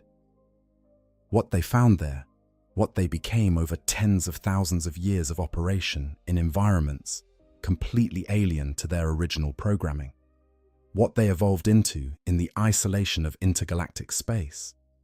None of this is documented. If some of those constructs or the descendants of those human colonists established themselves in another galaxy, if they developed in directions that made them unrecognizable as anything related to humanity, if tens of millions of years of independent development transformed them into something that even the Tyranids could not process or overcome, the bitter irony would be perfect. The great devourer fleeing before something that began as human intelligence, driven here by consequences of humanity's own expansion, eventually consuming the galaxy that spawned the thing that was hunting them. That's almost too 40,000 to be coincidental. Part 8. What could possibly make the Tyranids flee? Let's approach this differently. Rather than starting with candidates and trying to fit them to the scenario, let's start with what the scenario requires and see what fits. For the Tyranids to be in genuine flight from something, that something needs to satisfy several conditions simultaneously. First, as it needs to be existentially threatening at fleet scale. Not threatening to individual organisms or even to individual hive fleets, but to the Tyranid species as a whole. The hive mind's distributed nature means that anything short of a galaxy-spanning threat isn't enough. Single planets, single civilizations, even impressive defensive alliances of multiple species, none of those have driven the Tyranids from anywhere. They adapt around opposition. They take losses and incorporate the lessons and come back stronger. Whatever drove them from their previous location had to be able to threaten them across a sufficiently large area that the hive mind couldn't adapt around it or outflank it. Second, it needs to be something the Tyranids cannot eat. The Tyranid answer to most problems is consumption. They absorb genetic material from defeated enemies and use it to evolve new bioforms. Against biological opponents, however alien, however powerful, this process eventually produces something adequate. Whatever drove the Tyranids out had to be something that couldn't be absorbed, processed, or adapted against through the biological means that are the hive mind's primary toolkit. Third, and this is interesting, it needed to be something the Tyranids could leave behind. They couldn't take it with them into the void, which suggests either that it couldn't or didn't follow them, or that the void itself provided a barrier between them and it. This rules out purely biological competitors who could follow into the void in hibernation the same way the Tyranids can. It suggests something anchored to a specific location, or something that operates on physical principles that are limited to the immediate neighborhood of whatever was being consumed. Given these requirements, the candidates narrow interestingly. The outsider Satan fits all three conditions. It operates at galaxy scale through the consumption of stellar energy. It cannot be eaten because it is not biomass, and it might be geographically limited in its current state, not because it couldn't cross the void, but because its madness might make purposeful long-range navigation impossible. A maddened entity operating on instinct rather than strategy might simply not pursue something that left rather than staying to fight. A sufficiently developed extragalactic chaos presence also fits two of the three conditions, being galaxy scale and inedible. But the question of whether the Tyranids could leave it behind is more complicated. The warp exists parallel to the void. Chaos entities don't have the same geographical limitations that physical entities do. They could theoretically follow the Tyranids through the warp, even into intergalactic space. Unless the extragalactic chaos entities in question were specifically shaped by and anchored to the psychic history of the galaxy they came from, in which case they might not have power in the Milky Way, where that specific history doesn't apply. Something truly unknown, something that doesn't fit any existing 40,000 category, is always a possibility, and in some ways, the most honest answer. The lore is very large, and the intentional incompleteness of the parts dealing with extragalactic space is a deliberate design choice. Whatever is behind the Tyranids, if anything is, might require entirely new conceptual frameworks that the lore hasn't introduced yet. Games Workshop has kept the mystery open. They might be keeping it open because they haven't decided yet. They might be keeping it open because they've decided, but aren't ready to reveal it. They might be keeping it open because they understand, correctly, that an unexplained horror is more potent than an explained one. One thing is worth noting about the theory in general. Some critics of the Tyranids a fleeing reading point out that the behavior of the hive fleets in the Milky Way doesn't look like panic or urgency. The Tyranids are methodical. They send scouts ahead. They infest planets with genestealer cults. They build up force before committing to major engagements. Yet they take losses and adapt and come back. This doesn't look like a species running for their lives. But consider the scale of time involved. The Tyranids crossed the intergalactic void over tens of thousands of years. They arrived in the Milky Way and have been present in various forms for at least 1,000 years in lore terms, maybe more. If whatever they were running from is in another galaxy, it is literally millions of light years away. Even if it is pursuing them, it can't arrive quickly. The Tyranids' methodical approach to consuming the Milky Way might be entirely consistent with something terrifying being behind them, if that something is so far behind them that they have time to feed and grow before it arrives. They might not be running anymore. They might be feeding, gathering biomass, growing stronger, preparing for what? For the moment when whatever came after them finally crosses the void and arrives.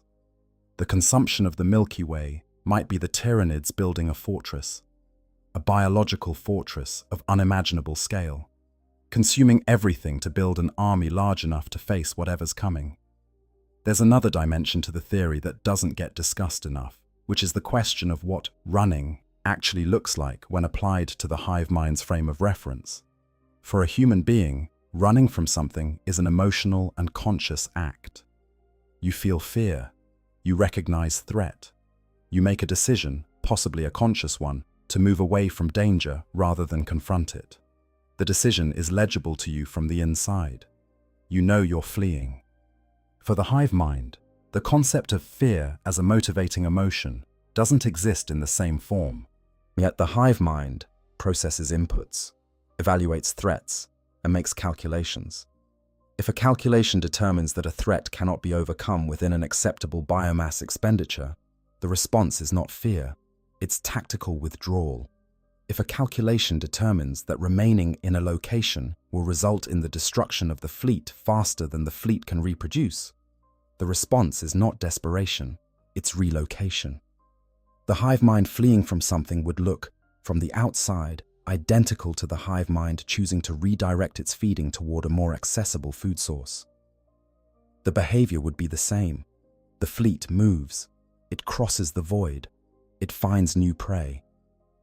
From the perspective of an outside observer who doesn't know what drove the decision, but there's no way to distinguish hungry and moving toward food from threatened and moving away from danger. Both produce the same observable behavior.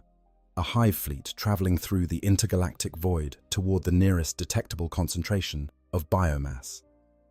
This is part of why the debate about what the Tyranids are doing and why they're here is so fundamentally unresolvable from within the Milky Way.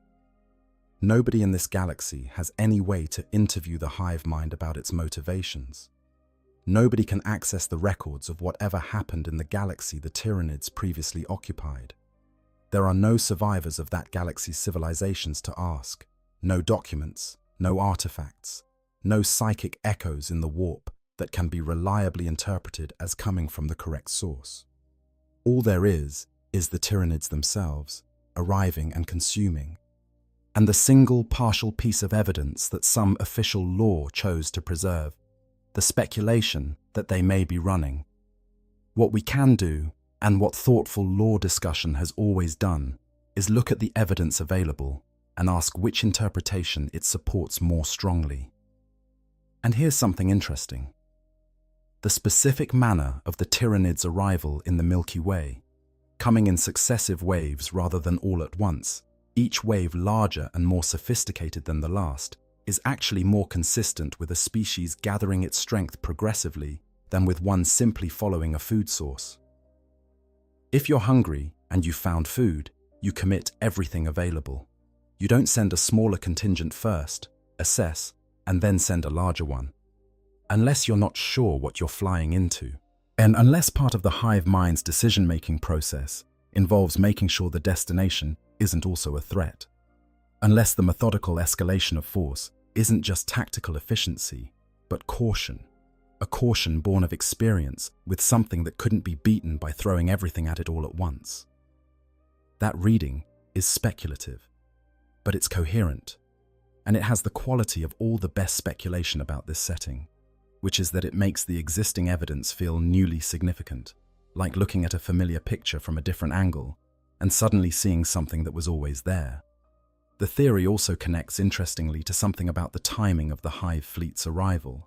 The Tyranids were detected before hive fleet behemoth arrived in the galaxy proper, the Ordo Xenos, while the Inquisition's arm dedicated to alien threats had been picking up indicators of Tyranid activity as early as NEM 36 in some accounts, roughly 5,000 years before behemoth arrived. Genestealer infestations in unexpected locations. Biological signatures that didn't match any known xenological catalogue. Small, isolated incidents that might have been written off as coincidence if anyone had been paying close enough attention to see the pattern. The implication is that the Tyranids were sending probes, scouts, ahead of the main fleet for thousands of years before committing to invasion. This is standard Tyranid vanguard behavior, intellectually. Genestealers and lictors are designed to go ahead and assess, but the scale of it, the depth of the preparation, the length of time over which those scattered vanguard organisms were active, suggests an investment of resources and time that goes beyond mere reconnaissance. It suggests something was being tested, a long assessment, a careful evaluation of what the Milky Way contained and whether it was safe to approach with the full fleet. Safe. That's an interesting word to use about Tyranid behavior. They don't usually need the galaxy to be safe before they consume it. They need it to be consumable, which is a different thing. But if the probing behavior over thousands of years represents the hive mind checking not just for food, but for threat, that changes the picture. What was the hive mind checking for over all those thousands of years of careful vanguard infiltration before committing to a full invasion? Was it evaluating whether this galaxy was rich enough in biomass to be worth the crossing? Possibly. Or was it watching for signs of whatever it had previously encountered? Also possibly. And if the latter, the decision to finally commit to full invasion might have been a determination, after millennia of observation, that whatever had driven them from their previous location was not present in the Milky Way. Not that the Milky Way is safe. Nothing in it is safe. The Imperium, Chaos, the Necrons, the Eldar, the Orcs, all of them are dangerous in ways that have cost the swarm extensively. But that particular threat, the one that made the Void seem preferable to staying, might not have followed them here. Or it might be on its way, just slower. There's one final candidate for what could drive the Tyranids that deserves its own consideration. Yes, and it's the one that is in some ways most philosophically interesting, precisely because it doesn't involve any of the named entities of the setting. It's the possibility that what drove the Tyranids is something the Milky Way has no name for, because nothing from this galaxy has ever encountered it. The Warhammer 40,000 universe is deliberately constructed to contain things beyond the knowledge of its inhabitants.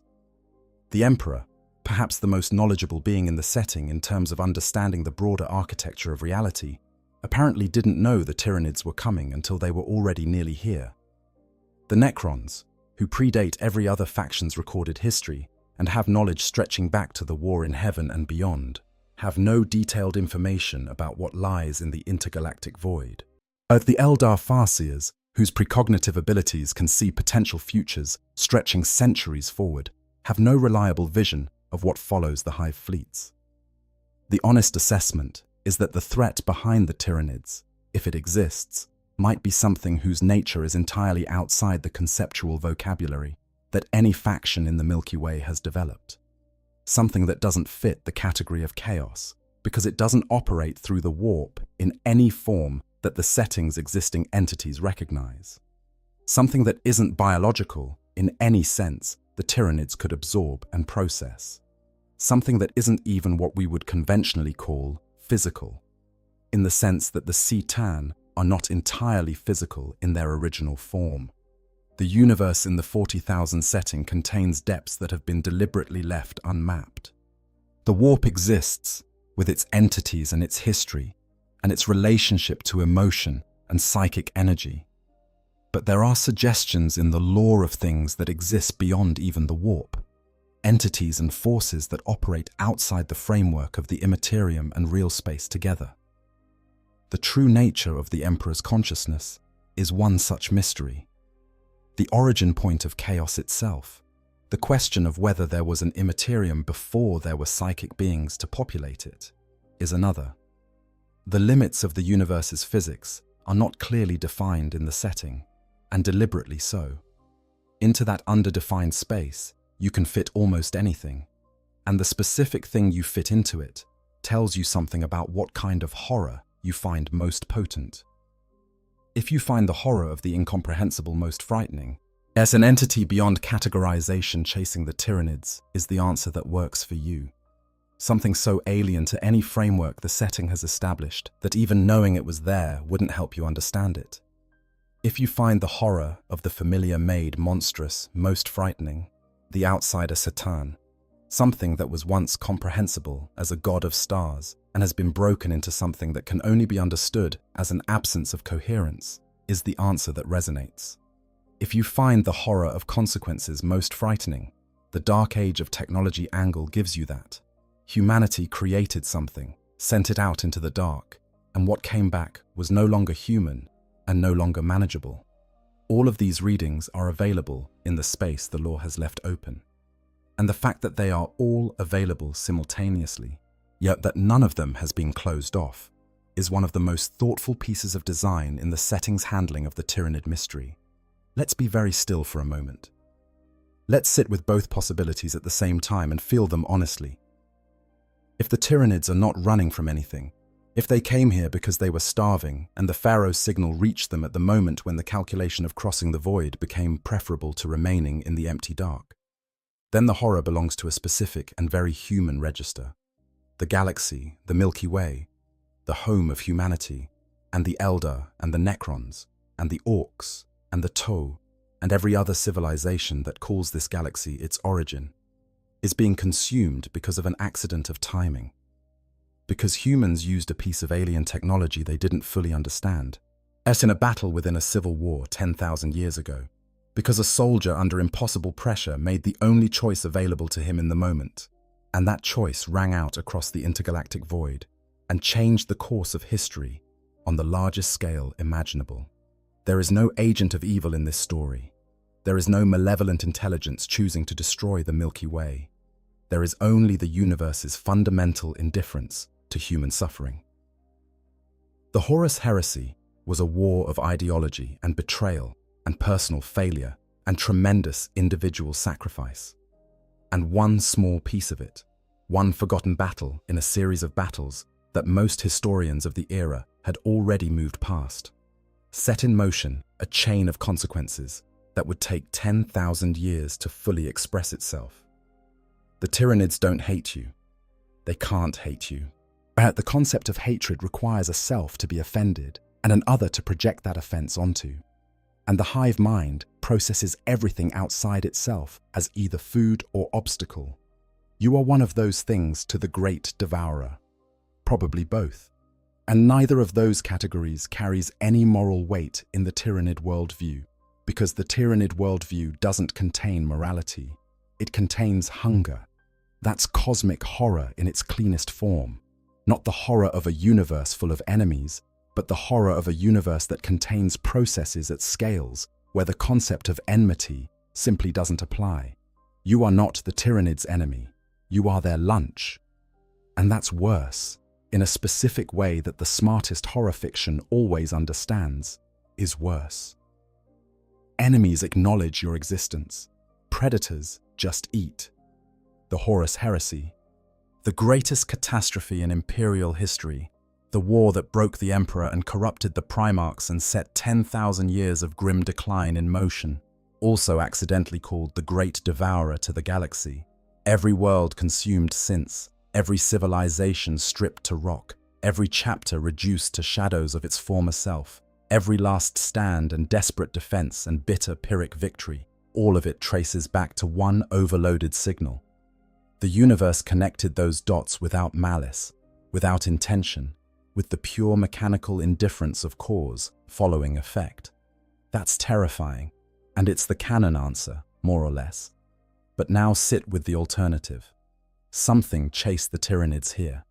If something drove the Great Devourer from a galaxy, it drove it into the intergalactic void, where starvation was the only available experience.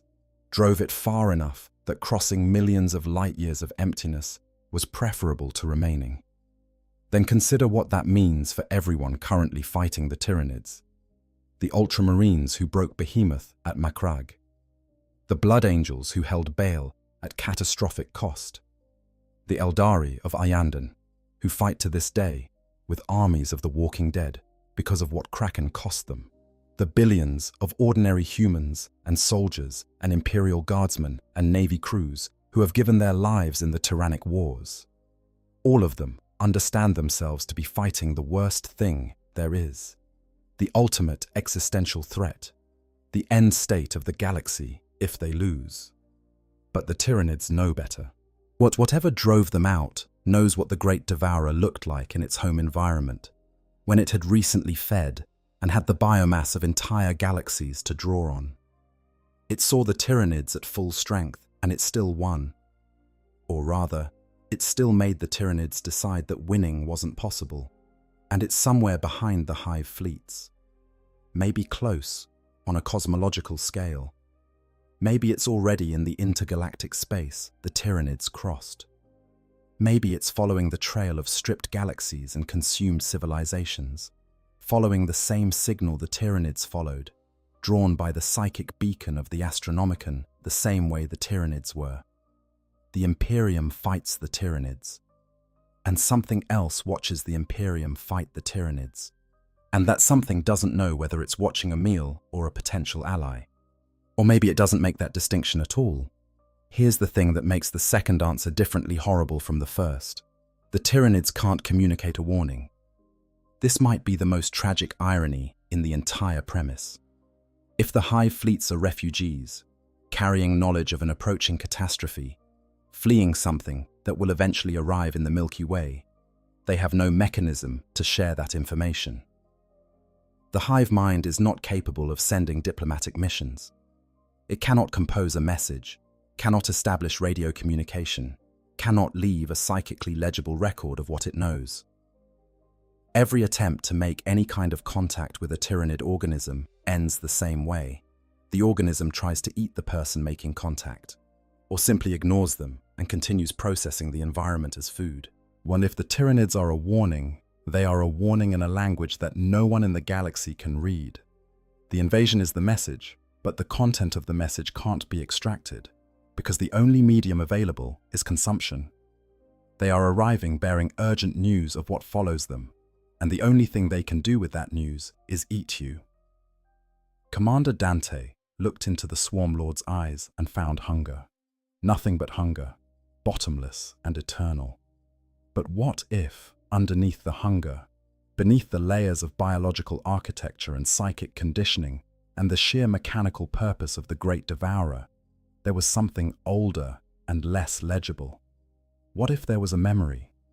Not of fear, because the hive mind doesn't fear in any way humans would recognize, but an awareness of something large and pursuing and unbeatable, encoded into the deepest architecture of the hive mind as both warning and motivation. What if the reason the Tyranids have been so relentlessly aimed at the center of the galaxy, at the Astronomicon, at Terra, is not just that the signal guides them there, but that the center of the galaxy is defensible in ways the edges are not? That the hive mind, consumed by its own hunger, but also carrying the memory of what drove it here, is trying to consume enough biomass to build something capable of facing what comes next? Both answers are terrible. Both are worth sitting with. Both illuminate something true about the nature of this setting and why it continues to feel genuinely scary rather than merely edgy or grim-dark for its own sake. That the first answer tells us we live in a universe where accidents can have consequences at galactic scale, and the indifference of the universe to our suffering is more frightening than any deliberate malice. The second answer tells us that even the worst thing we can currently imagine might itself be small compared to what we haven't seen yet. Part 10. The anatomy of an answer that doesn't fully close. It's worth being precise about where the law actually stands, because a lot of discussion about this topic gets confused by mixing different editions, different sources, and different levels of canonical authority. The most recent and internally consistent piece of official law on this subject is the Pharos novel. That book establishes, clearly, and in a form that connects to a named author and a specific publication, that the Tyranid fleet detected the Milky Way because of the Pharos signal during the Battle of Sotha. This is currently the canonical explanation for how the Tyranids found this galaxy. They were dormant in the void. They detected a signal. They changed course. This is not the same as saying they were running from nothing. All it establishes is the mechanism of their discovery of the Milky Way. The reason they were in the void at all, in hibernation, in between galaxies, is a separate question that the Pharos novel does not directly address. The 5th edition Tyranid Codex, which contained that reference to 12 consumed galaxies, was published in 2010. The 10th edition game, the current edition as of this recording, has its own Tyranids Codex with its own framing of the faction's background.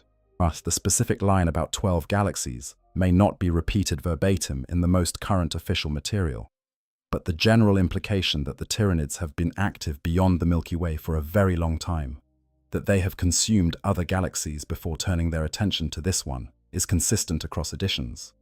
And the speculation about possible flight from an external threat, that some scholars have speculated line, has survived in wiki summaries and community documentation of the lore across multiple editions. The Warhammer 40,000 fandom wiki, which in practice functions as a comprehensive encyclopedia of the setting and is maintained by people who track these things meticulously, still includes that framing in its main Tyranids article, as it describes the possibility not as established fact, but as in-universe speculation, which is exactly how Games Workshop positioned it. This is a very specific narrative choice.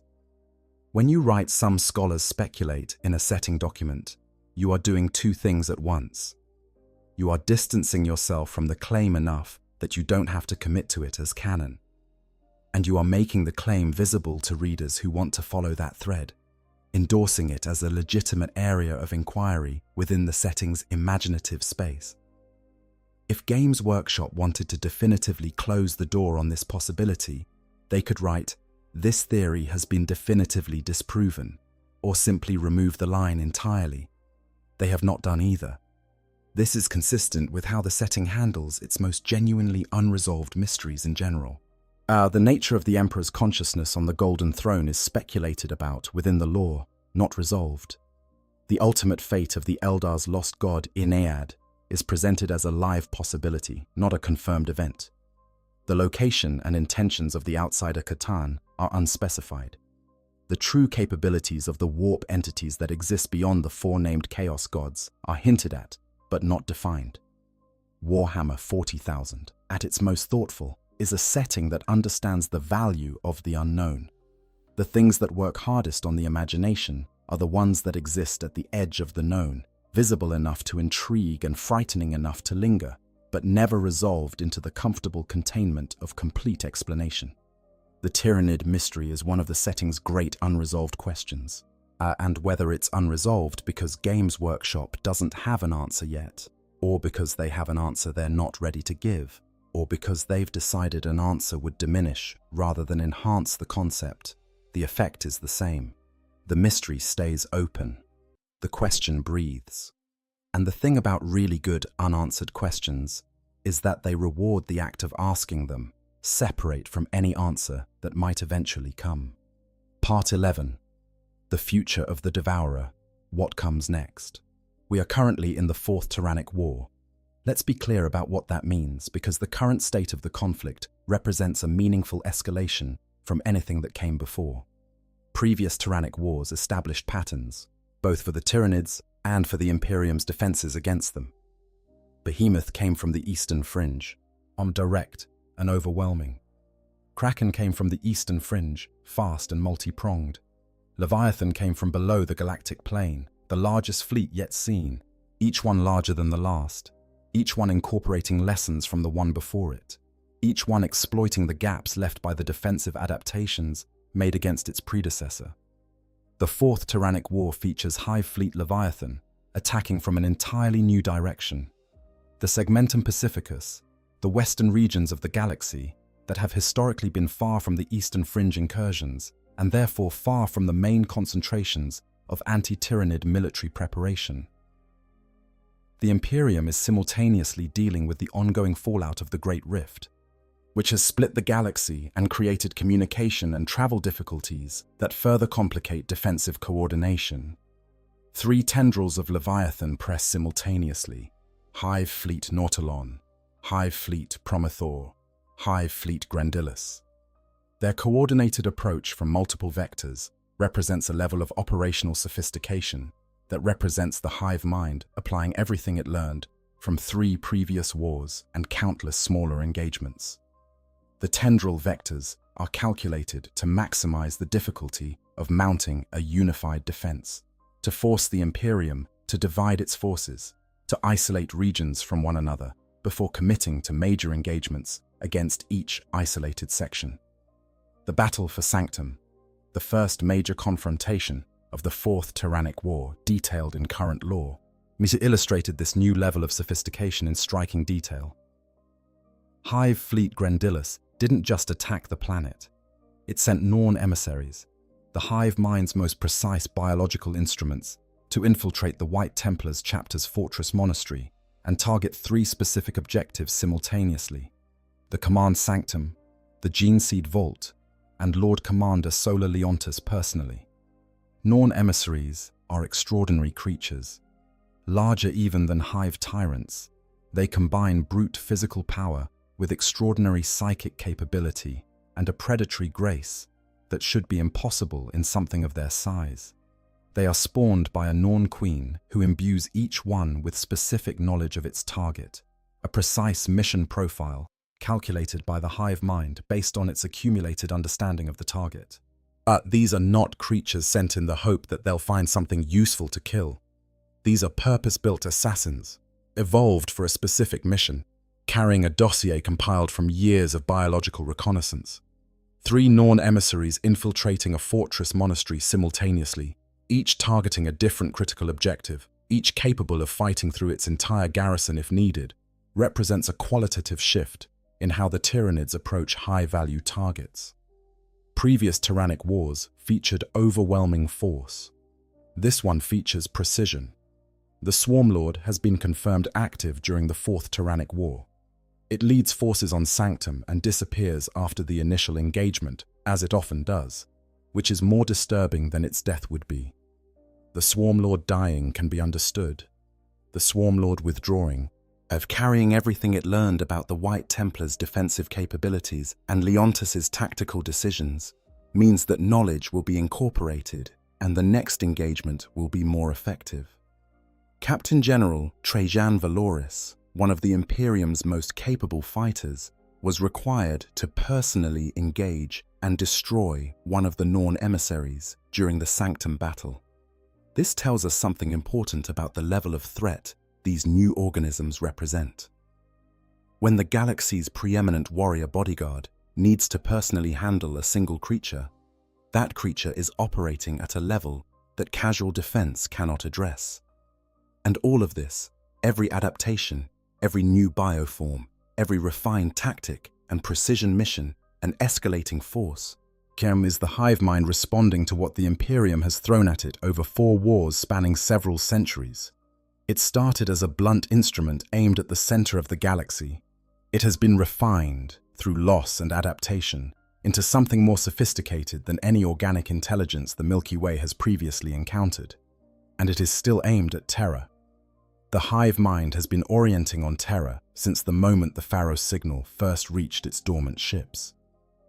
Every hive fleet that has entered the galaxy, regardless of what else it has done, has ultimately been moving toward the Astronomicon, toward the center, toward the heart of the Imperium, and the dying emperor who sustains it.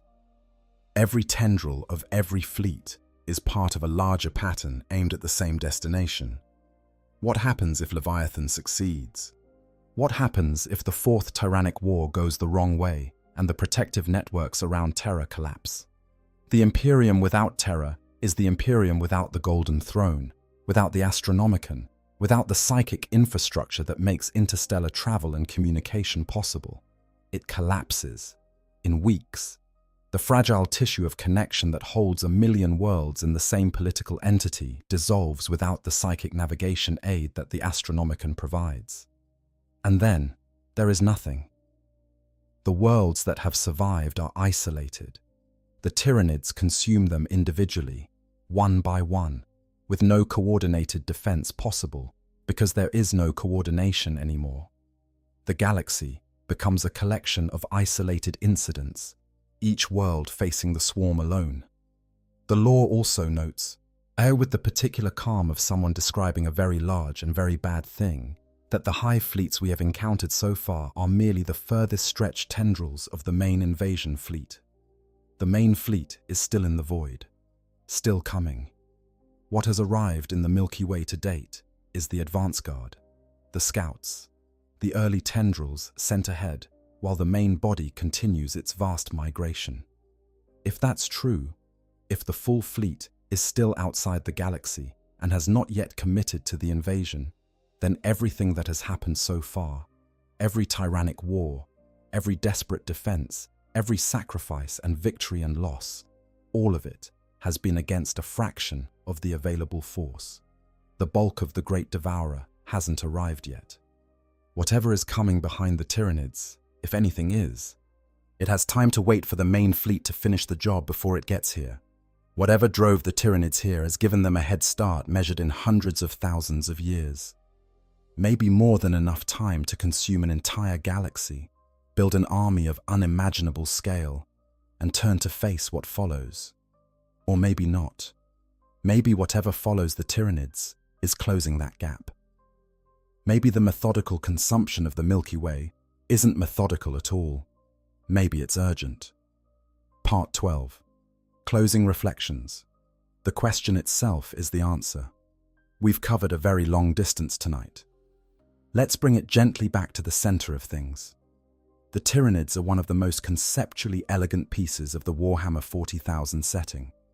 Not because of any individual spectacular piece of lore, though there is plenty of spectacular lore, but because of what they represent thematically, at the level of what kind of story they allow the setting to tell. The Chaos Gods are terrible, but they're comprehensible. They are the externalized forms of human drives and emotions, violent and seductive, and corrupting in ways that a human being can recognize from the inside. Horn represents the rage that lives in every act of violence and in every person who has ever been pushed past the point of restraint. Tzeentch represents the ambition that makes people scheme, and the hope that makes them keep going when schemes fail, and the knowledge that changing everything might just make it worse. Nurgle represents the acceptance of decay, the comfort of inevitability, the almost parental warmth of an entity that loves what it destroys. Slanesh represents desire taken to its logical conclusion, the dissolution of self in the pursuit of experience. You know these things from the inside. They live in the recognizable parts of human psychology, even when they're expressed at cosmic scale through demons and corruption and ancient treacheries. The Chaos Gods are terrible, but they're legible. The Elders' tragedy is a specifically humanist tragedy about the costs of hubris and the weight of history and what it means to be a people in decline who can still see what they once were. There's something almost Greek about the Eldar story, the greatest civilization the galaxy has ever seen, brought low by the logical conclusion of its own nature, spending its long twilight years watching the universe fill up with lesser beings who don't understand what was lost. You can understand the Eldar through the frameworks of human experience, pride, grief, the particular bitterness of survival when what you loved didn't survive with you. The Necron's tragedy is about what you lose when you sacrifice your organic nature for immortality. What the Silent King gave his people in exchange for survival from the Citan was survival stripped of everything that made survival worth having. No dreams, no passions, no biological complexity that generates the messy, wonderful, uncomfortable richness of lived experience. Just cold awareness in metal bodies, remembering what it was to feel warm, unable to recover it. The Necron's horror is recognizably human horror wearing alien clothes. The Orcs are an expression of violence as ecosystem, war as culture. Is the joy of conflict elevated to a fundamental biological principle? There's something almost liberating about the Orc perspective, a species for whom everything is simple and everything is fine, as long as there's something to fight. It's a dark comedy, really, a satire of certain human tendencies written at planetary scale. All of these are stories that, however alien their costumes, are legible through human emotional frameworks. They carry resonances we recognize. The Tyranids do something different. The Tyranids are the story of something that doesn't recognize us at all. They are the universe's reminder that on the largest scales, there is nothing personal about destruction. The hive fleets aren't here because of what humanity did or failed to do. They're here because humans accidentally sent a signal and because the Milky Way has an enormous concentration of organic biomass. Those are facts about the physical universe, not moral judgments. The Tyranids aren't punishing anyone for their sins. They aren't fulfilling any narrative function except the one that all apex predators fulfill in every ecosystem, which is eating what's available. That's cosmic horror, properly understood. Not the horror of enemies who hate you, or demons who want your soul, or conquerors who want your submission. The horror of being irrelevant to the thing that's destroying you. The horror of existing at a scale where you are not even small enough to be beneath contempt, because contempt requires recognition, and the Tyranids don't recognize you. You're just food. But you're just organic matter in the path of something that processes organic matter. Your civilization, your history, your art and science and faith and love, all the things that make your existence feel meaningful from the inside, all of that exists at a scale the Tyranids cannot perceive as anything other than biomass. The hive mind is not impressed by your cathedrals. It cannot be. It doesn't have the biological architecture required to be impressed by anything that doesn't offer nutrition or present a tactical problem. 10,000 years of imperial history, a million worlds of human achievement, the collected genetic diversity of every species evolved in this galaxy over billions of years. From the perspective of the Great Devourer, that's just the menu. And the question of what the Tyranids are running from, and whether it's real or theoretical or deliberately unresolved, extends that sense of scale even further and in a different direction. Because even if they're not running from anything, even if they came here driven by nothing more complicated than the biological need to eat, you still have to reckon with what they consumed before they got here. 12 galaxies, or something like 12 galaxies, or however many it was. Civilizations that arose and spread and built things and fought back and lost and are now gone. Their worlds stripped to rock, their histories dissolved into genetic fragments in the hive mind's biological memory. Those civilizations are gone. Not defeated and occupied, not driven back and surviving in exile. Gone. The most complete form of gone that exists. And in the hive mind, as carried as instinct and genetic heritage rather than story or memory, some trace of them remains. Some echo of the strategies they deployed, some shadow of the adaptations they forced the swarm to develop. But no name, no voice, no individual whose story can be told. If something drove the Tyranids here from that history, if whatever follows the hive fleets through the intergalactic dark is ancient enough to have existed before the Milky Way's current cycle of civilizations arose, then the beings currently fighting the Tyrannic Wars are acting a drama that began so long ago that the opening scene is literally lost. The story we're in the middle of is a chapter in something much larger, and the chapter is grim, but the book it belongs to might be grimmer still. There is a particular kind of peace that comes from sitting with questions that have no answer. This sounds like a contradiction, but it isn't. The peace of resolution comes from a problem being solved, a tension being released, a loop being closed. That's satisfying, but temporary. The peace of fully occupying an unanswered question is different. It comes from having looked at something honestly and completely, without flinching, and without pretending the uncertainty is resolved when it isn't, and finding that you can hold the not knowing with equanimity. That the question is worth living inside even without an answer. The Tyranid question is that kind of question. What are they running from? What drove the great devourer across the void?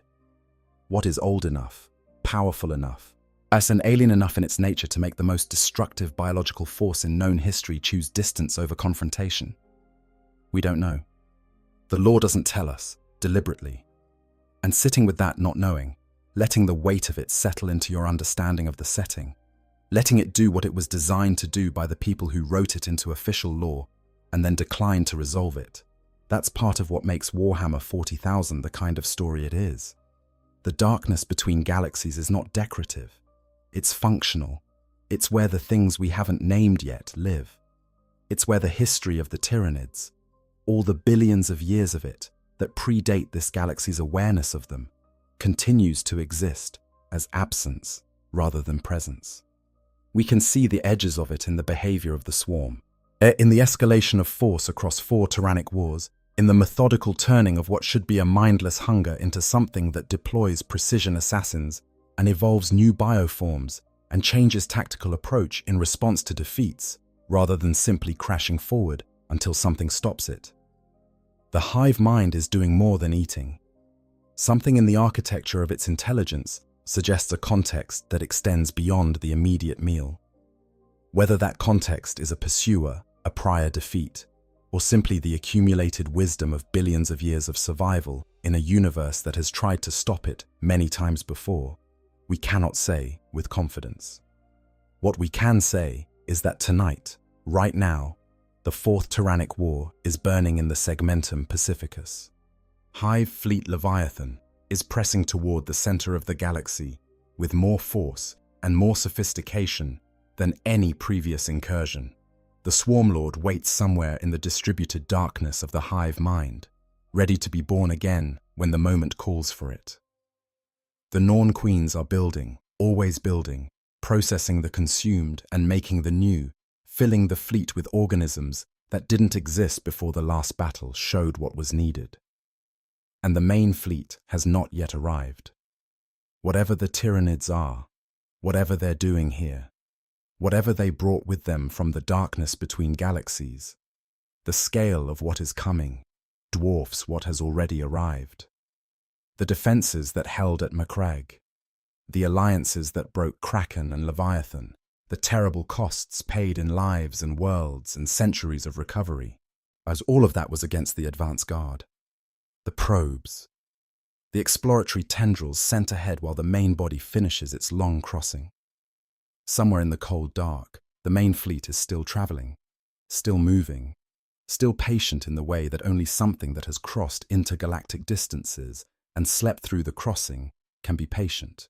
Coming here, coming toward the Astronomicon, coming toward Terra, and in the dark behind it, there may be something else moving, or there may be nothing, just the long silence of empty space, and the stripped rock testament of galaxies consumed. We don't know. We may never know. And in a setting as deliberately, honestly bleak as Warhammer 40,000, that is not a failure of the story. That is the story working exactly as intended. The darkness is part of the point. What the unanswered question is part of the point. The feeling of standing at the edge of what can be known, looking out into something vast and patient and indifferent to your standing there. That feeling is part of what this universe has always been trying to give you. Not comfort, not resolution, just the honest acknowledgement that the universe is larger and stranger and more indifferent than anything you could comfortably hold in your mind all at once, and that sitting with that, even just for an hour in the quiet with the lights turned down, is a kind of practice worth doing. Stay curious about the dark places.